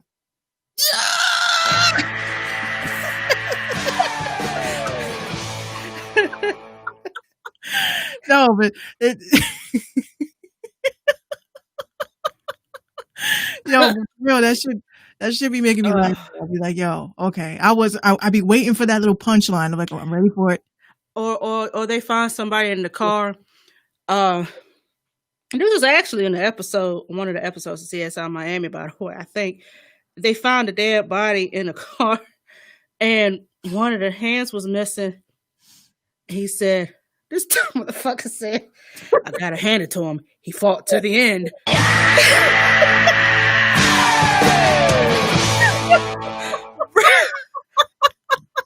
What? Yo, for real. All right, who wrote this corny ass script? Was they really sitting there? Were they really sitting there in that room and said, "I have a great line for that"? Yo, Jerry Bruckheimer, some bullshit, yo. And you let the fucked up part was you had the most serious character on the show say that dumb shit. Yeah. That's the only character in these detective shows that I never could stand. I think this should just be deleted from the entire history. Is Law and Order: Criminal Intent? Okay. I like Criminal Intent. I could not stand Detective Gorin because he had that wannabe Columbo shit that I couldn't stand. You know what I'm saying? He was thorough. He was like, oh, "Is this your daughter?" Let me ask you one more question before you leave. And that's usually the truth telling question. So he'll be talking to somebody, and they'll say, "But you just said that you got her for work at 11 o'clock." Yes. Well, that's funny. And then he'll holler, "Well, that's very funny because go through his notes." Because that's funny because your wife said. Like, got him now, motherfucker. and then I think the most useless character in the whole Law and Order series. Don't do it. Besides Goran. Don't do it. I could not stand. This is in SVU. That detective, that him, Ice-T's character, they were trying to find there was like a link. So he walks up into this Spanish dude, and he walks in, he goes, "Hey, this is my case." So he's like, "What you mean this is your case? We've been on this." He's like, "This is a cold case I've been studying. This is my perp." Like, why are you talking like that? Like, oh. He wasn't one of the main characters. He wasn't one of the main characters, though, was he? He wasn't one of the main characters. He was from, I think, Brooklyn SVU. So they're in Manhattan, and he drove all the way from Brooklyn, and he always kept talking about his dad, building the buildings. He's like, "My dad built." He always sounded like he talked with his his mouth was wired shut. Rosie Perez shit. "My dad built these cities." I'm like, why do you talk like that? Like, what the fuck? Almost the same unnecessariness like the bitch on Power, that fucking detective, that Rosie Perez motherfucking ass bitch who, I'm going to make sure to it that, I'm like, you don't even talk like that. Like, by the time I get done with you, we're gonna make sure to it that you're gonna have a nice stay in the feds. I'm like, Chips. We're not quite old enough for chips. Was that what I thought that was? chips. No, that noise you just made. We're too young for chips. We don't know shit about chips. I know about Magnum PI. I will always stop everything I'm doing for the commish. I don't care what anyone says. Yo, NYPD Blue still comes on late I night. watch that. I watch I it. watched that. The camera shit is just way too much for me. And I'm like, can the camera focus, please? Can the camera focus, please? Because like somebody walked in. The first cop show that I fell in love with before Law and Order, and these were the people. Because matter of fact, the guy that played John Munch, he went to Law and Order as that same character that he played on Homicide: Life in the Street. That was my shit back in the day. Because you had a black lieutenant, you had the black captain, half your police force was black. And they made Baltimore look, and sorry John, I know you watching and you from Baltimore, but it made that shit look like I would never want to visit. Like Chicago, like that's just two of them places I would never want to go. Well, I think the camera work had a little something to do with that too. What was that shit was looking raw. There was another show. I forgot what it was. Because they recently came out with another cop show, but it flopped as quickly. What was it? Flashpoint. That was what I kind of liked Flashpoint, only because I was at work and it was the only thing on worth watching. Listen, and I want John, look, John. I told you. I'm sorry, but if you looked at Homicide: Life on the Street in the '90s, and then never mind. You grew up there. You know what it looked like. I'm just saying. I loved Flashpoint. Flashpoint was the shit. But, and you know what I'm going to say, Amy Jo Johnson, for the history of her being on a show, has always played the fucking damsel in distress since she has been the Pink Ranger. Then she started, because you remember, she went and in the Power Rangers, she was fucking around with Tommy, right? Didn't even give Jason a chance. Didn't even give Rocky a chance. Okay. Started fucking around with Tommy. Okay. Might as well go to the head guy. He's the man. But this is the thing that people don't get. Fuck Billy was a geek. Billy was a geek. And Zach was a black man. First of all, Tommy, okay, his whole existence on the Power Rangers was not necessary. It was like for ratings. I always felt that Tommy, because he looked good. No, he didn't even. Okay, he had nice gel dust hair. The problem with the Power Rangers that bothered me was that, who was it? Tommy came on and he was evil. Okay, he was the Green Ranger. If you remember, Green Ranger, yeah. Okay, so this debate I've been having for years with people. Now, I felt that Jason, if anything, Jason should have became the White Ranger because he held that team the fuck down. Even with Black Ranger's missing finger, he held them down. Okay. I did not know that till I was much older. Joe Jag said, kicking ass. Yes. Yeah. Okay. Jason should have been the head of the Rangers. This is what I couldn't understand, right? So Tommy, after they broke the spell or whatever dumb shit it was, and they bring him back to Zordon and shit. Zordon's like, okay, I am making him. He's going to be the team leader. Rangers, right? So I'm like, if I was a Power Ranger, I would have said, yo, fuck this gig. I'm becoming a putty.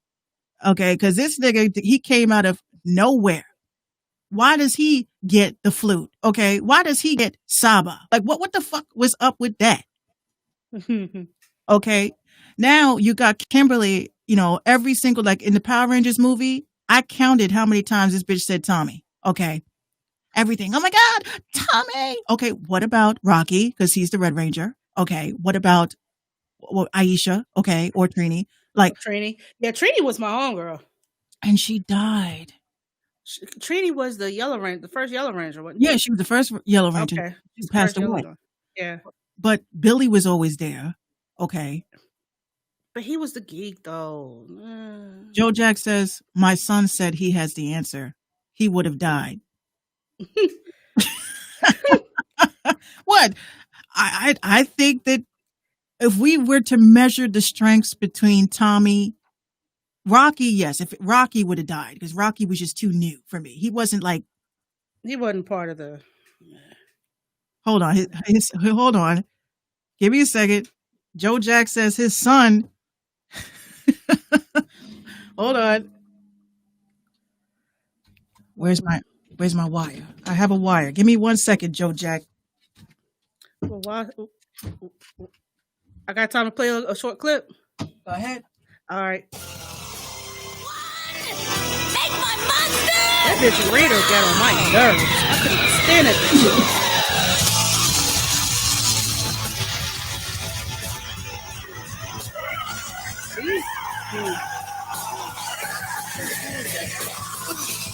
I need Dragon Sword power!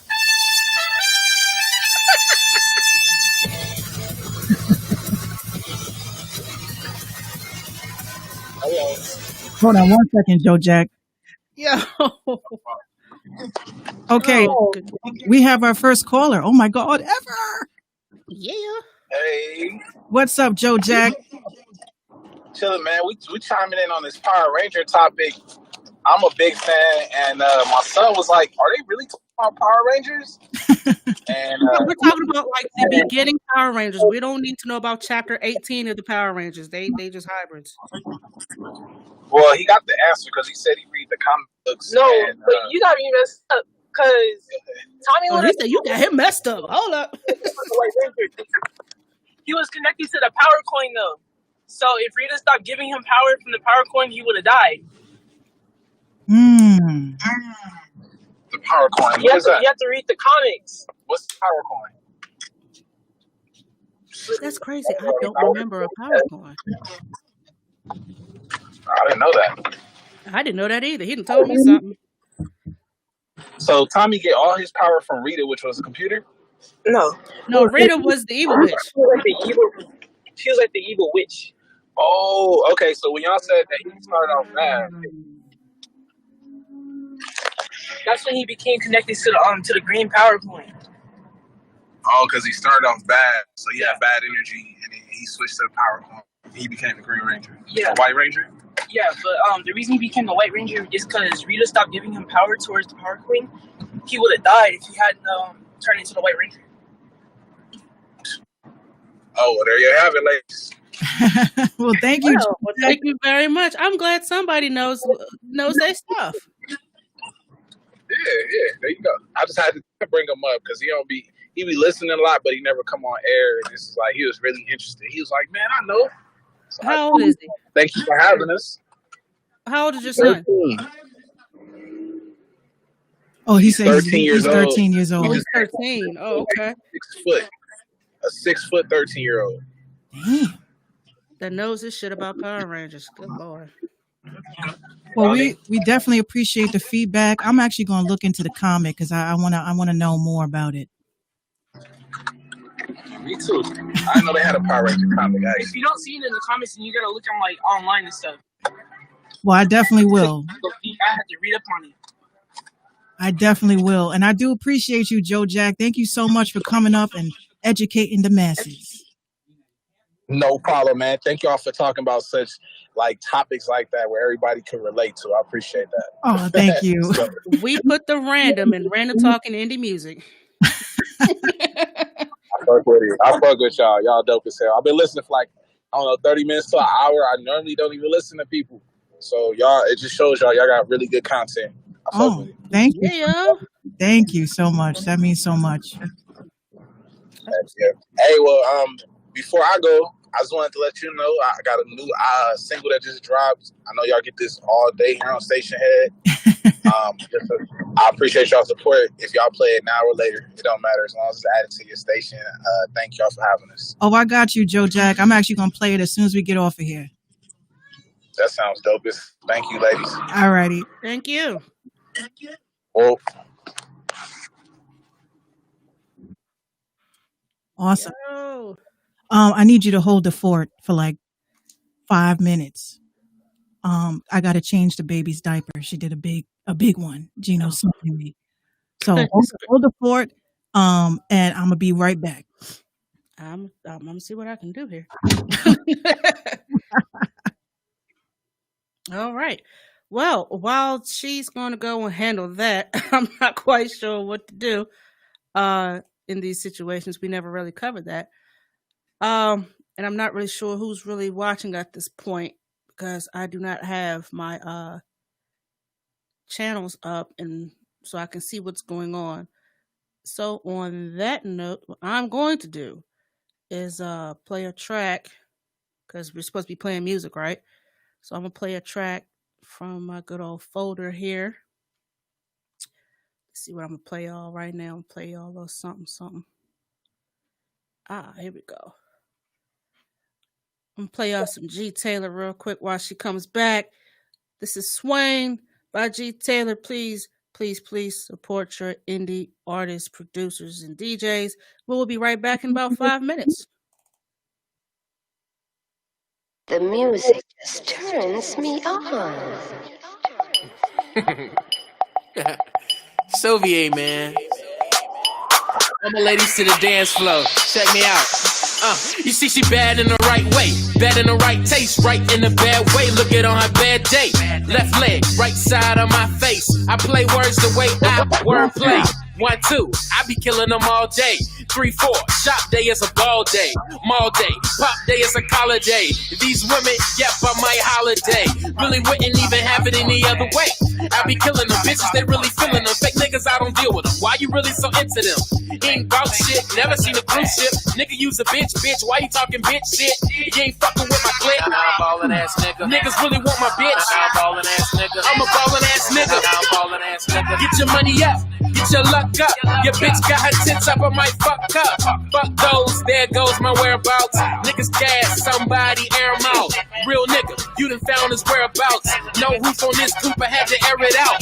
My niggas really even shit and be out. Poke it out, crack it out, back to the crack house. Yep, you see the song is about ass. In the video, you probably see a lot of gas. Driving high, call that cocaine in the dash. Just ain't bitch, you ain't even gotta ask. Yep, you see the song is about ass. In the video, you probably see a lot of gas. Driving high, call that cocaine in the dash. Just ain't bitch, you ain't even gotta ask. Good nigga, doing everything big. Slim nigga, nothing less than a thick bitch. Shit, fresh out of them bricks. I'm Audi 5000 in an Audi A6. Gone ho, let me see what your mama can do. I can tell her I be back like Schwarzenegger. Fresh Prince with an inside out blazer. Put a little yin yang in your soul shaker. She whistle while she twerk, I whistle while I fuck. She got her pants down to her knees. We in the backseat of my new truck. Let her talk to the mic. She's spitting 1, 2, 1, 2. Like 2 L's up, cause I think I'm cool. She ain't like me in school, but now she think I'm cute. Nigga, I'm the shit, and you just boo. Shit, some scrubs on the DT. I'm in the biz, drop no Sebring. Real money, nigga, I ain't gotta count it. Gotta spitting out, come like an angel water fountain. Spin the gripping one night, but fucking who's counting? All in Rushmores, I can build my own mountain. And she coming back to you when she leave here. With how the coat stains in her underwear. Yep, you see the song is about ass. In the video, you probably see a lot of gas. Driving high, call that cocaine in the dash. Just ain't bitch, you ain't even gotta ask. Yep, you see the song is about ass. In the video, you probably see a lot of gas. Driving high, call that cocaine in the dash. Just ain't bitch, you ain't even gotta ask. 1, 2, 3, 4, 5, 6, 7, 8. Pop it to the left, pop it to the left. 1, 2, 3, 4, 5, 6, 7, 8. Pop it to the right. Pop it to the right, 8, 7, 6, 5, 4, 3, 2, 1. Back it up, make sure he ain't got a gun. Fat nigga, nothing less than a skinny bitch. I got my queen out, young nigga getting rich. Jump, get your hands up. I think she a dance up. She got her ass up. I might cash out if she put her ass in. I might cash in if she pull her ass out. Don't forget we in the South. The president is black. Watch your fucking mouth. Presidential, girls giving dental, using no hands, just all mental. Yes. You see the song is about ass. In the video, you probably see a lot of gas. Driving high, call that cocaine in the dash. Just ain't bitch, you ain't even gotta ask. Yep, you see the song is about ass. In the video, you probably see a lot of gas. Movement, man. Driving high, call that cocaine in the dash. Y'all niggas better keep up. You ain't even gotta ask. Swing. Yes, the homie G Taylor with Swain. Like I said, please support your indie producers, artists, DJs, and everybody out there doing their thing. We back. She told us I'm hold down the fort. Yeah, I'm gonna hold it down. All right, we're gonna play. that was a catastrophe. It's a Oh, catastrophe. Lord Jesus. But it is what it is. It is what it is. I mean, she's growing, you know. Amen. She gotta do what she gotta do. And So what makes it even worse is that it was a pull up. So you know, it's not like a diaper. It's a pull up, and you just like. no, I'm familiar. I was like, "What? You couldn't make it in time?" She says, "Mommy, I was playing." I was like, "Okay, so you couldn't decipher if you had to take a crap when you were Nah. playing?" Ooh, okay. We got some controversy. Hold on a second. I'm gonna let you read it. There you go.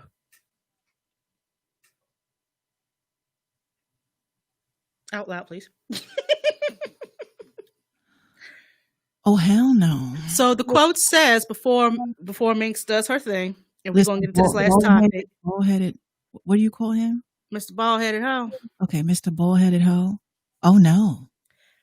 The comment. Well, y'all can read the comment. Y'all know what it says. People on Station Head. It says real quick before I forget to tell Minx that Robin Thicke kills John B. just off the strength of Lost Without You and Blurred Lines. Yeah, all right. Hold on before we come. Hold on before we. All right. That was Been Around the World. What was you playing? I was playing the track submission. Oh, okay. Okay. We're back. We are back.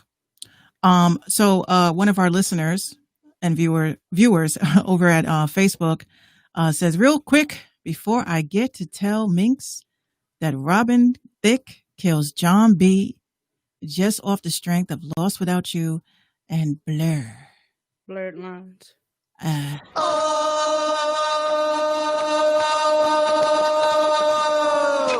She gonna get your ass, John. First of all, darling, John B. We all know I love John B. That's my dude. I actually, his daughter's birthday, she just turned 13 yesterday. Listen to her. Jesus, you worse than these Nikki stands. God, go ahead. She just turned 13 yesterday. And I wrote, he wrote it in the stories and stuff. So I wrote, I said, time flies. And then he writes back, it sure does. And I died a little bit. I had to be resuscitated. But I was cool. Honestly, I'm not only saying this because I'm a stan. I'm only saying this because I've seen him on stage. I've seen him perform. Robin Thicke couldn't hold a candle to John B. because John B. has worked with so many amazing greats. Nas, Jay-Z, AZ, Faith Evans, Tank, Tupac, okay? And he has written for so many artists, including remixes as a DJ for Michael Jackson's release before he passed. And not only is he the most sampled, he is the most sampled. They Don't Know has been sampled over 36 times by Drake, Chris Brown. Actually, no, not Drake. Chris Brown sampled him for They Don't Really Know. And then we have, who was it? Snoop Dogg sampled They Don't Know. Drake sampled Calling on You, which was on the Pleasures You Like album, which everybody was riding Drake's dick on. He's, in my opinion, the only person that if there was a versus, it would have to be, let's say, John B versus Maxwell. Hit for hit.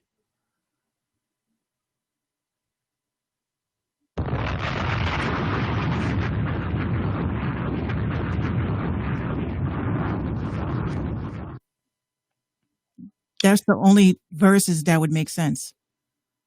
Did you get that, John? Did you get that? And Robin Robin Thicke has been sued more times than anybody for. Robin Thicke just gave up his music career. Well, I'm not going to front Robin. I mean, he got sued off of Blurred Lines, and he saw that Marvin Gaye's family was not playing, so he was like, you know what, I'm gone. And his whole, like, the thing about John B, the thing I admire about him the most is that he has, like, paid homage to everybody, and being what did they call the blue-eyed soul of this all, you know. If we had to go blue-eyed soul for blue-eyed soul, it would have to be him and Justin Timberlake. But as far as R&B, I would say Maxwell. But ain't nobody touching John B. Ain't nobody touching John B. Especially if John don't ever have to work another day in his life. He chooses to. Robin Thicke only has what he had. Let's say before the lawsuits, he had. You know, I was rooting for him because "Lost Without You" that's a dope ass song. Mm-hmm. But I think John B couldn't sing "Lost Without You." Those are octaves that They will have to take it down a few. Yeah, he can't. He can hit those octaves, but he can't hold them like Robin Thicke could. But both amazing artists, both dope ass artists. I just don't think anybody can hold the candle to him. And I was surprised too that, you know, I know John got to eat. You know what I'm saying? But you know, some of these people that are sampling his music, it makes my brain numb. Because when I heard that song by Drake, we were driving and I heard it, I said, it was like the first 3 seconds. I said, that's Calling on You, number 17 on the Pleasures You Like album. Listen. See. What in the hell? OD. I love that album. Pleasures You Like is my favorite album. Oh, we know.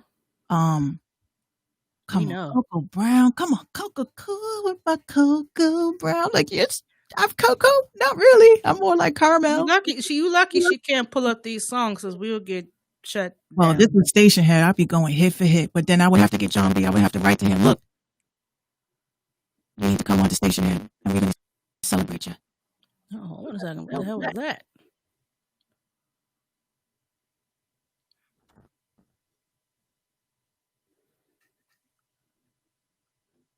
What? Maxwell is definitely one of my favorites, though.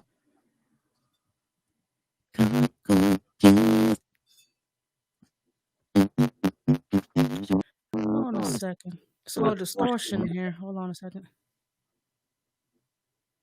Oh, that's weird. That is weird. Hey, Fortunate. Oh my God. Fortunate.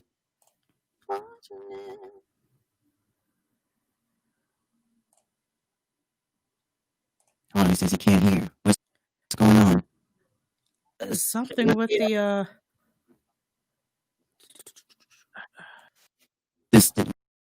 Did something happen with the audio?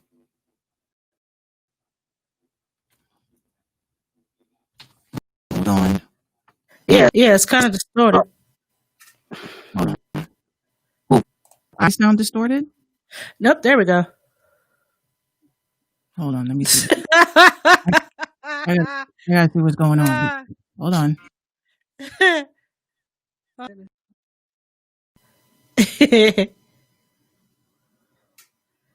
Oh, goodness.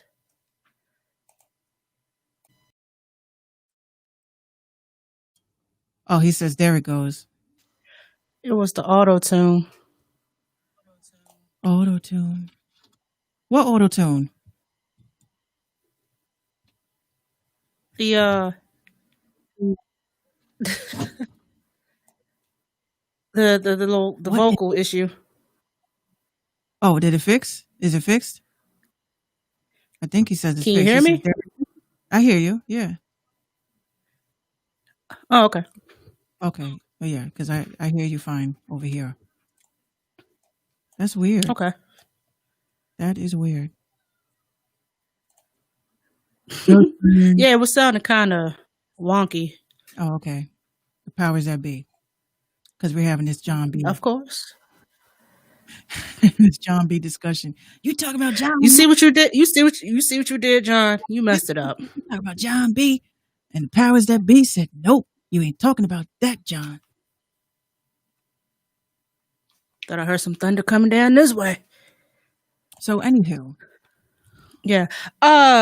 Let's see. to wrap up,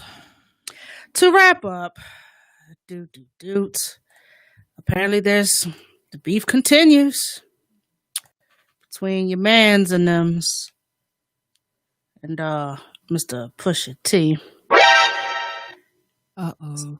So after Push comes out with the alleged verse on Pop Smoke's album, which is still corny, I don't care how y'all say it, it's still corny. Drake comes back with the freestyle. Well, something that he read off the phone. And it's called Only You Freestyle. So he drops a line, says, quote, shit you dropping, you... Okay, let me just put some context behind this because it's going to sound like he don't know how to write, but he's trying to do that UK drill shit. So it's going to sound like, I don't know. You know what, John, you're right. He doesn't need to address Push, but because this is a beef, and I said this, while he's in album mode, he might drop a freestyle. I do remember saying that. So You did say that. So here we go. So he says, shit you dropping, you man been dropping lately. Don't make me have to fly my iTunes. So much people try to buy my hype. Don't make me have to buy my hype too. Dealt with the big homie already. Don't make me have to side by side you. Enough times he tried to hide behind you. Amnesia, but when I remind you, I'm touching road and I can't find you. Don't know what that means. I don't think he's talking about Push though. Because apparently it was supposed to address Kanye and Push. What is the beef between Drake and Kanye? Because Good Music. Push is signed to Good Music. That's Kanye's label. Oh. And Kanye's Push's mans and thems. Drake is just so messy. Well, I mean, had Push not had said what he said, then I don't think we would have to deal with that. But is this from the Pop Smoke? Yeah, this was the response to the Pop Smoke track. Well, first of all, Drake is, my whole thing about Drake that bothers me is that he just don't have a lane to stay in. It's either like he changed up his style of rapping so many times. And then not only did he change up his style of rapping, now like he did a song in Arabic or some shit. Allegedly. Like Drake is an actor, ladies and gentlemen. I keep telling people he is a fucking actor. These are just him being a rapper is the longest role that he's ever had. He's not a real rapper. He is not a real artist. Okay. Someone tweeted Drake's bravado attempts never translate well because they always fell flat. He's just not that kind of rapper, regardless of cleverness attempts. Those lines aren't anything special. I do agree, because it ain't really saying anything. They sound like they have. He used the same writer that has been writing for Nicki lately. It's like what bothers me about rap and hip hop in general is that nobody knows how to write punchlines. You know what I'm saying? They don't know how to, wrap up a verse and package it a certain way. It's like punchline. No, you're supposed to say something subtle and then segue it into a punchline. And that's what makes the bar stand out, actually. And a lot of rappers, especially they don't like to be told that they need to work on their wordplay. And Drake is one of them, because I don't really think that he writes his own shit. I don't think anyone that has been a part of Young Money besides Lil Wayne, because I think Wayne was writing for Drake. Because when his first two albums came out, it just sounded very similar. Bars, it was there. Yeah, it was there. The cadence was the same. Mm-hmm. And it's just I think one of the best punchlines punchliners is Lil Wayne, but he definitely fell off too on the punchlines. Weezy F baby, and the F is for phenomenal. No, the bitch. No, it's not. You're not spelling son of a bitch. No, my favorite line that he said in any song that he's ever done was in She Will. was when he threw it in there. Like, it's like he let you know. That's one of my favorite songs by them, by the way. I love that beat. That shit That's is not that beat. hard. Sick. I heard it the other day. And those were the exact lyrics I was just looking up. Oh my God, that's so scary. See, guys, I'm a psychic, but not really. But he says, something about when karma comes back, make sure that bitch is beautiful. For real. Woo! And then he said, what was it? What was one of the songs that I think this was with Eminem, when he said like something about like a torn, was it like a sprained ankle? Ain't nothing to play with. Mm-hmm. Like, yo, I done sprained my ankle. That shit is nothing to play with. That's nothing to play with. Shit hurts like a mofo. And then what was my other, when he said about the on my Libra scale, I'm weighing sins. That was this line I was just reading. I was going to give you that one. Life on the edge. I'm dangling my feet. I try to pay attention, but attention paid me. I said, what? This is one of the hardest joints off any Carter mixtape that he has. What year did it come out?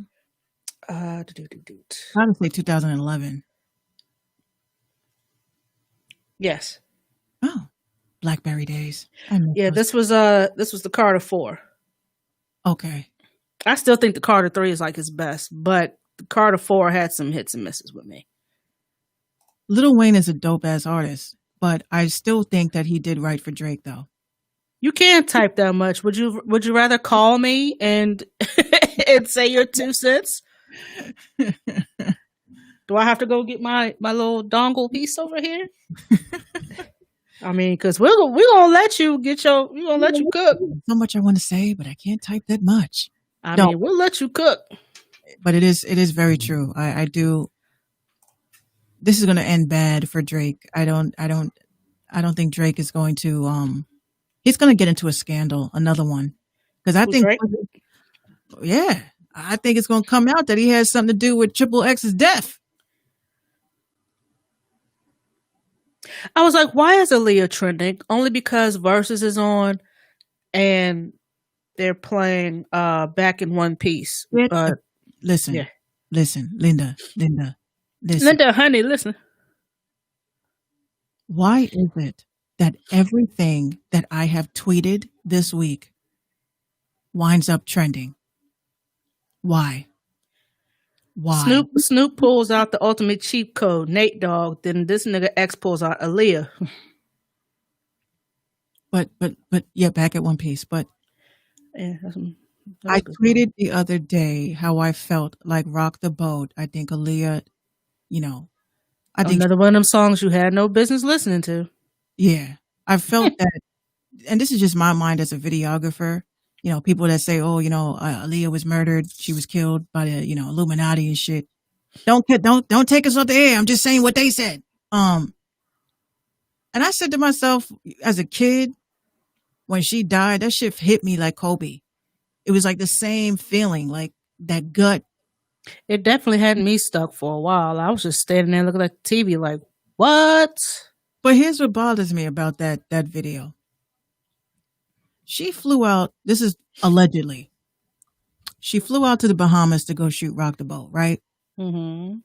Now, she wrapped up shooting. She wasn't like there, you know what I'm saying? And then she wrapped up the shooting. And, they wrapped up and they said, we're going to go back to, United States, right?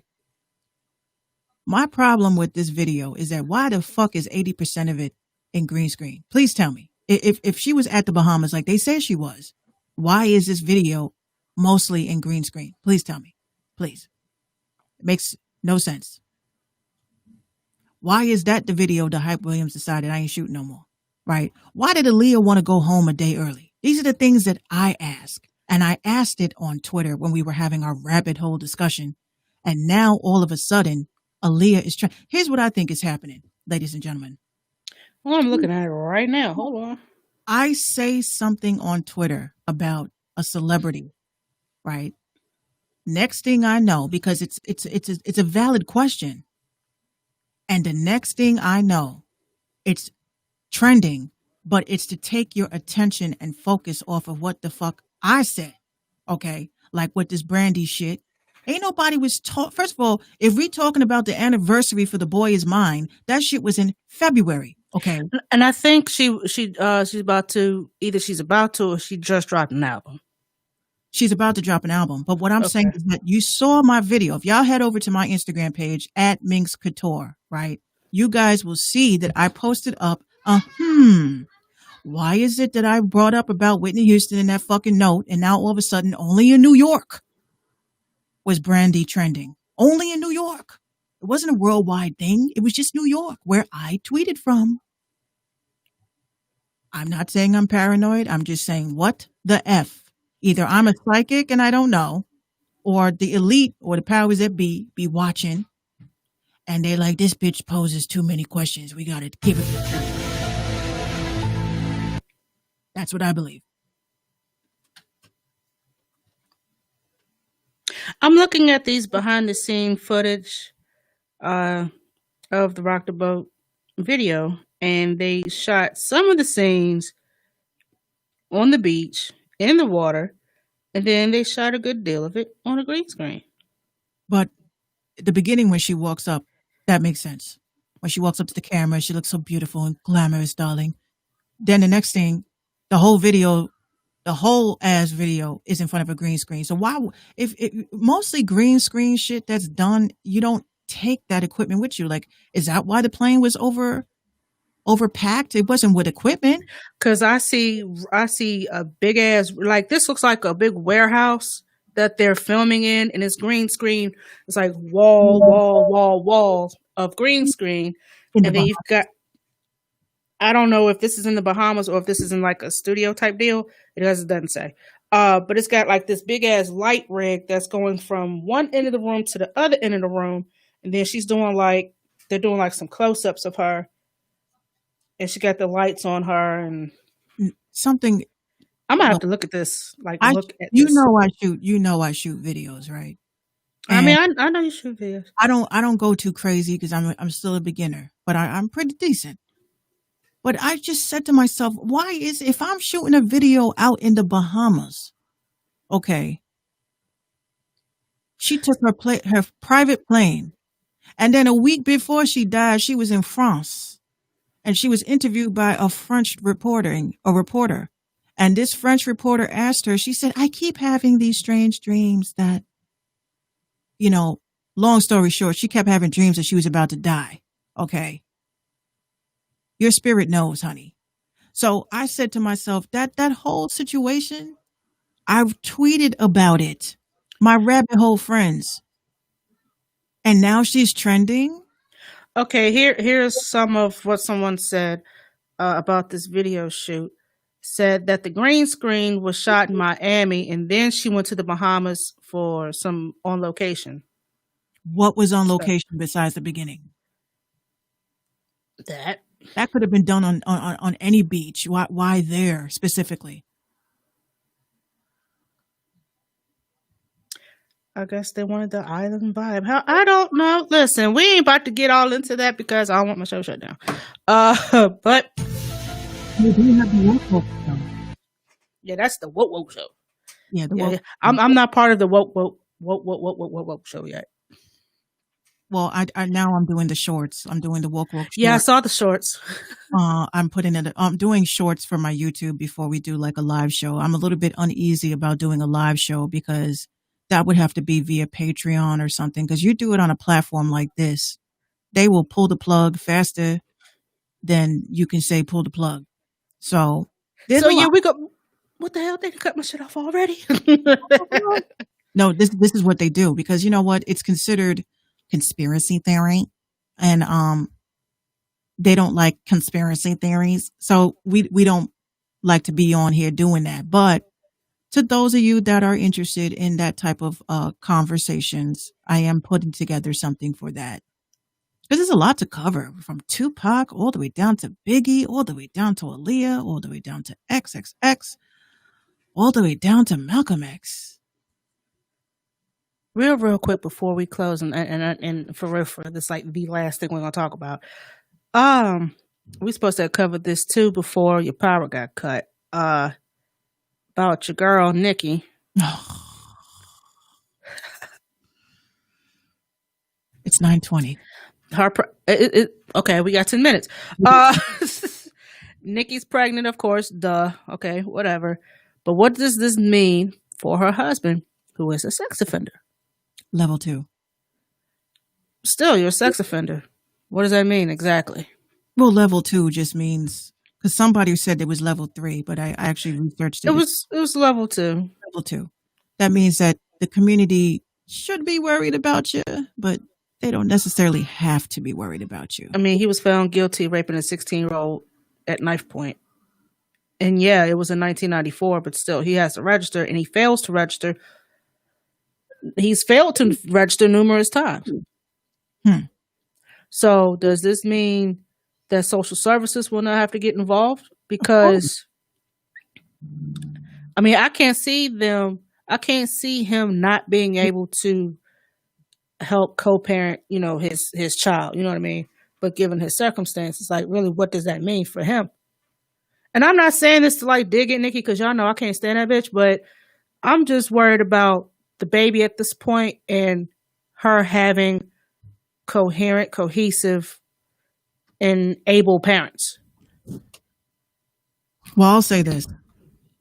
Any family court judge, obviously, because family court's going to get involved regardless whether she likes it or not. They're probably involved right now. Well, yeah, just to make sure she's doing what she got to do. But this is what my problem is with it. And y'all Nikki fans, Barbs, all that, y'all can be in denial if you'd like. How can I say it? Talking about the Barbs. They stand down. But if somebody they personally knew, a friend, was to come to them and say that they were pregnant by a registered sex offender, they would tear them apart. You getting all the side eye, you getting all the questions asked, you getting, bitch, what was you thinking? You getting all of that. There's one thing to be, it's one thing to be obsessed with a person that has a criminal past, criminal history, and they're trying to do the right thing. But you cannot, in any circumstances, tell me, like, first of all, Nikki don't look happy. You can't defend it. She looks kind of scared.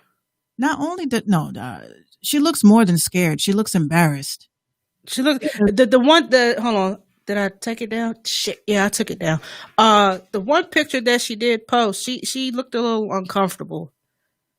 Like she wasn't really feeling the photo shoot. You remember when I said after that 6ix9ine video came out, I said she had pregnant tetas. I knew she had pregnant tetas. I said she had pregnant tetas. Because she kept trying to turn to the side and she puts her hand on her stomach and try to do like this. I mean, we know the signs. But she definitely had some pregnant tetas. I said it was very veiny. It gave off that pregnant glow. Didn't she have boob work? Yeah, but you can still breastfeed and do all that with breast work.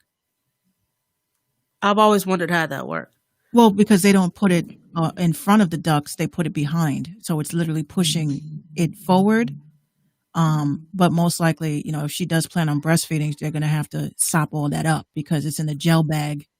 And, you don't want any issues with your breast getting more swollen because of the milk. Because regardless whether you have the baby or not, you still get milk regardless.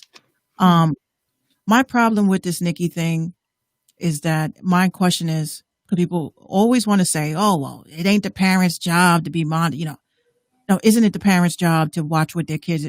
Okay, we are in a social media world. We are in an internet media world. Phones and tablets and computers everywhere. My little one asked me if she could listen to Justin Timberlake last night, and she's 3.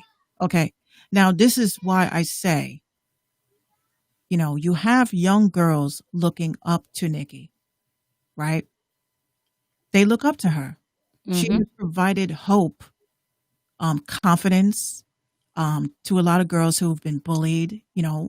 I give her that, the confidence aspect. But how do you explain to your 13-year-old daughter, 16-year-old daughter, that Nicki Minaj is pregnant by somebody that is violent and someone that is a registered sex offender? Now, they can keep saying that was in his past, but would you want a registered sex offender who has an offense since 2004 or 1994 to move next to you and your family? And you know your answer would be fucking no. Absolutely not. So they need to come off of it. Like, if anything, what Nikki should have did, what she said before, was that she was going to retire, right? She should have retired. If this is the man that she wanted to be with, we can't stop you from who you want to be with, but how do you get turned on? Let a dude nut all up inside of you. And he's a sex offender. Like, it baffles me. Now here's some bail that they try to shoot for him. The Nikki stands. They tried to say, well, in that specific case where he was found guilty, said that he was 16 and the girl that he allegedly raped and was found guilty of was 15, and they were in a relationship. But how ain't too much of a relationship if you hold me by knife point. That's rape. I'm sorry. Sounds like a sexual deviant. You're holding me by knife point. And in this specific case, y'all tried to say he was in a relationship with the girl. He was 16. She was 15. They were in a relationship, but he pled guilty to rape by knife point. It sounds to me that it's like they're always going to try to make an excuse to make this fit, make this work for her. But be that as it may, it still stands until he dies. Thank you, Tonio. What happened? You do? No, I'm sorry. Tonio was like, have a great night, ladies. It's been fun. Yeah, Tonio's been hanging out all night. Wow. Well, thank you for kicking it with us. Thank you for kicking it with us. Be that as it may, it passes the past. Okay, sure. But he's got to wear that title for the rest of his life. Yeah. And what does that, what does that say to Nikki and knowing who she is associated with? Her brother, that she's paying, for lawyers and all this to, help defend his cases. Her husband. Like, she's got to tell her daughter, Daddy can't come over today because he's got to go to court. Well, why, Mommy? Now you have to have that difficult talk. You have to tell your daughter that your daddy did some bad things. He can't be around you. And that's going to hurt the child, ultimately. Mm-hmm. So she didn't really think this through. Right. So my only thing is, and I'm only saying this because it's not even about Nikki at this point. It's about this kid. Because she's got to grow up with, your daddy's a sex offender. Your daddy raped somebody. Your daddy. And whether we know the whole truth or not, it doesn't matter. It's just that this title is hanging over his head. And you are now associated with that.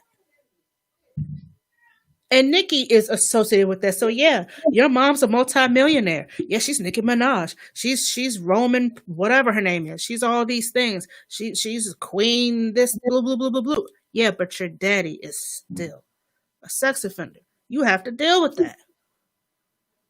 Now had Nikki had a baby by Meek Mill like we all thought she was going to do, we wouldn't be having this conversation. Somebody said on Twitter that she did that because Meek Mill had a baby.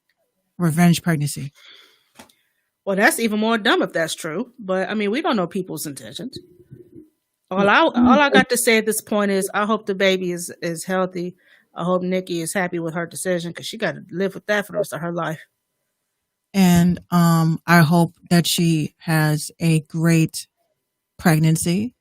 I hope a safe pregnancy due to her age. And I hope.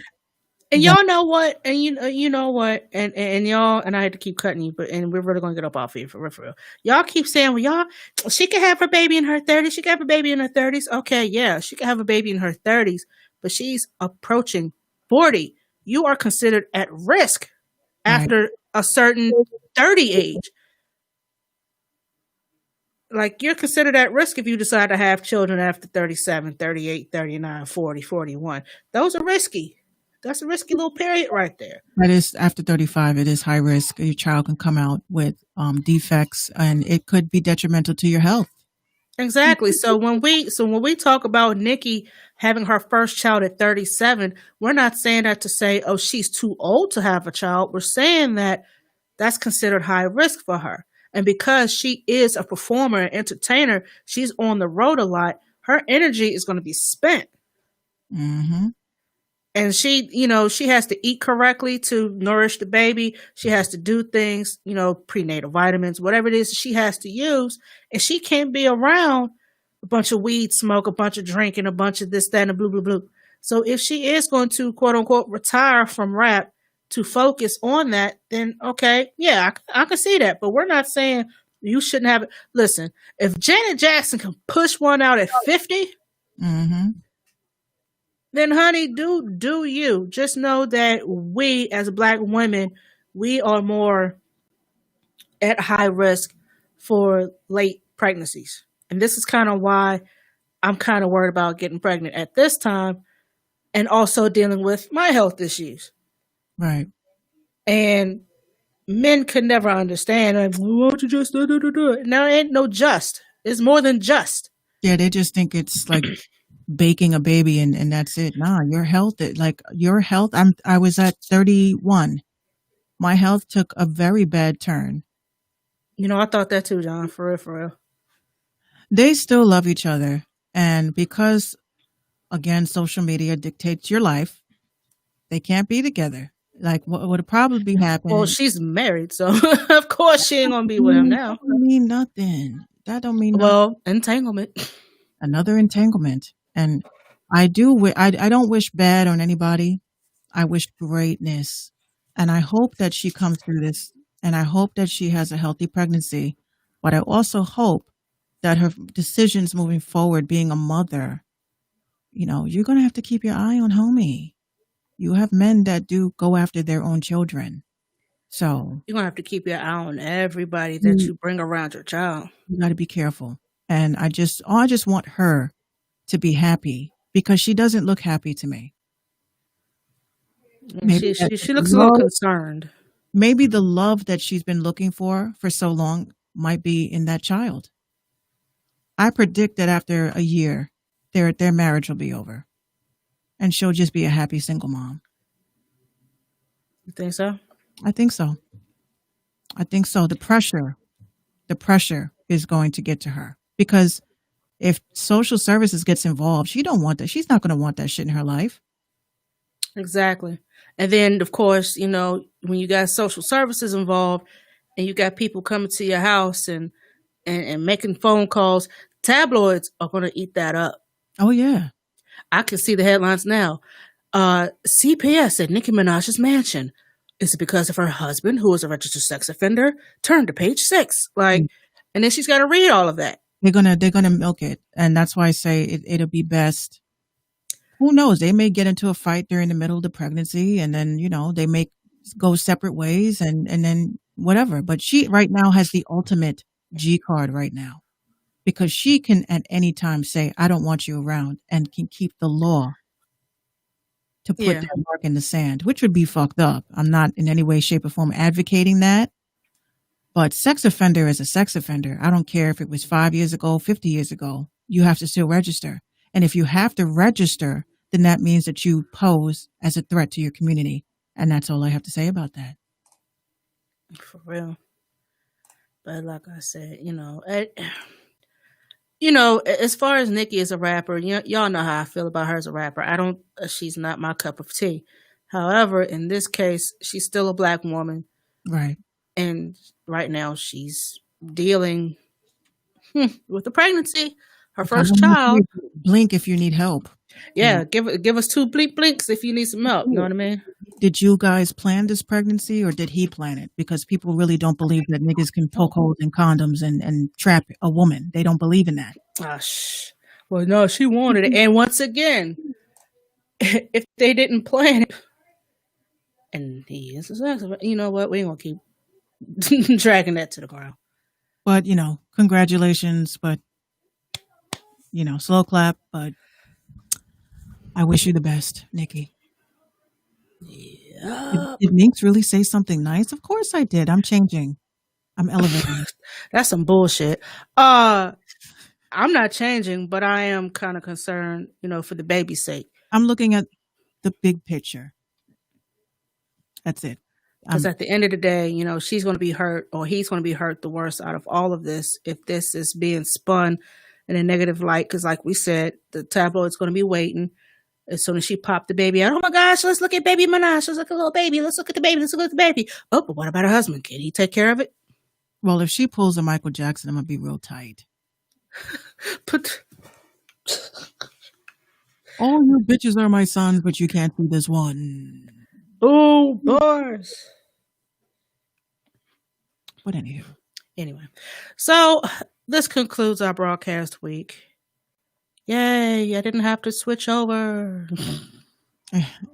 We fixed it. Yes. I think we finally fixed it. But yes. Some podcast dropping.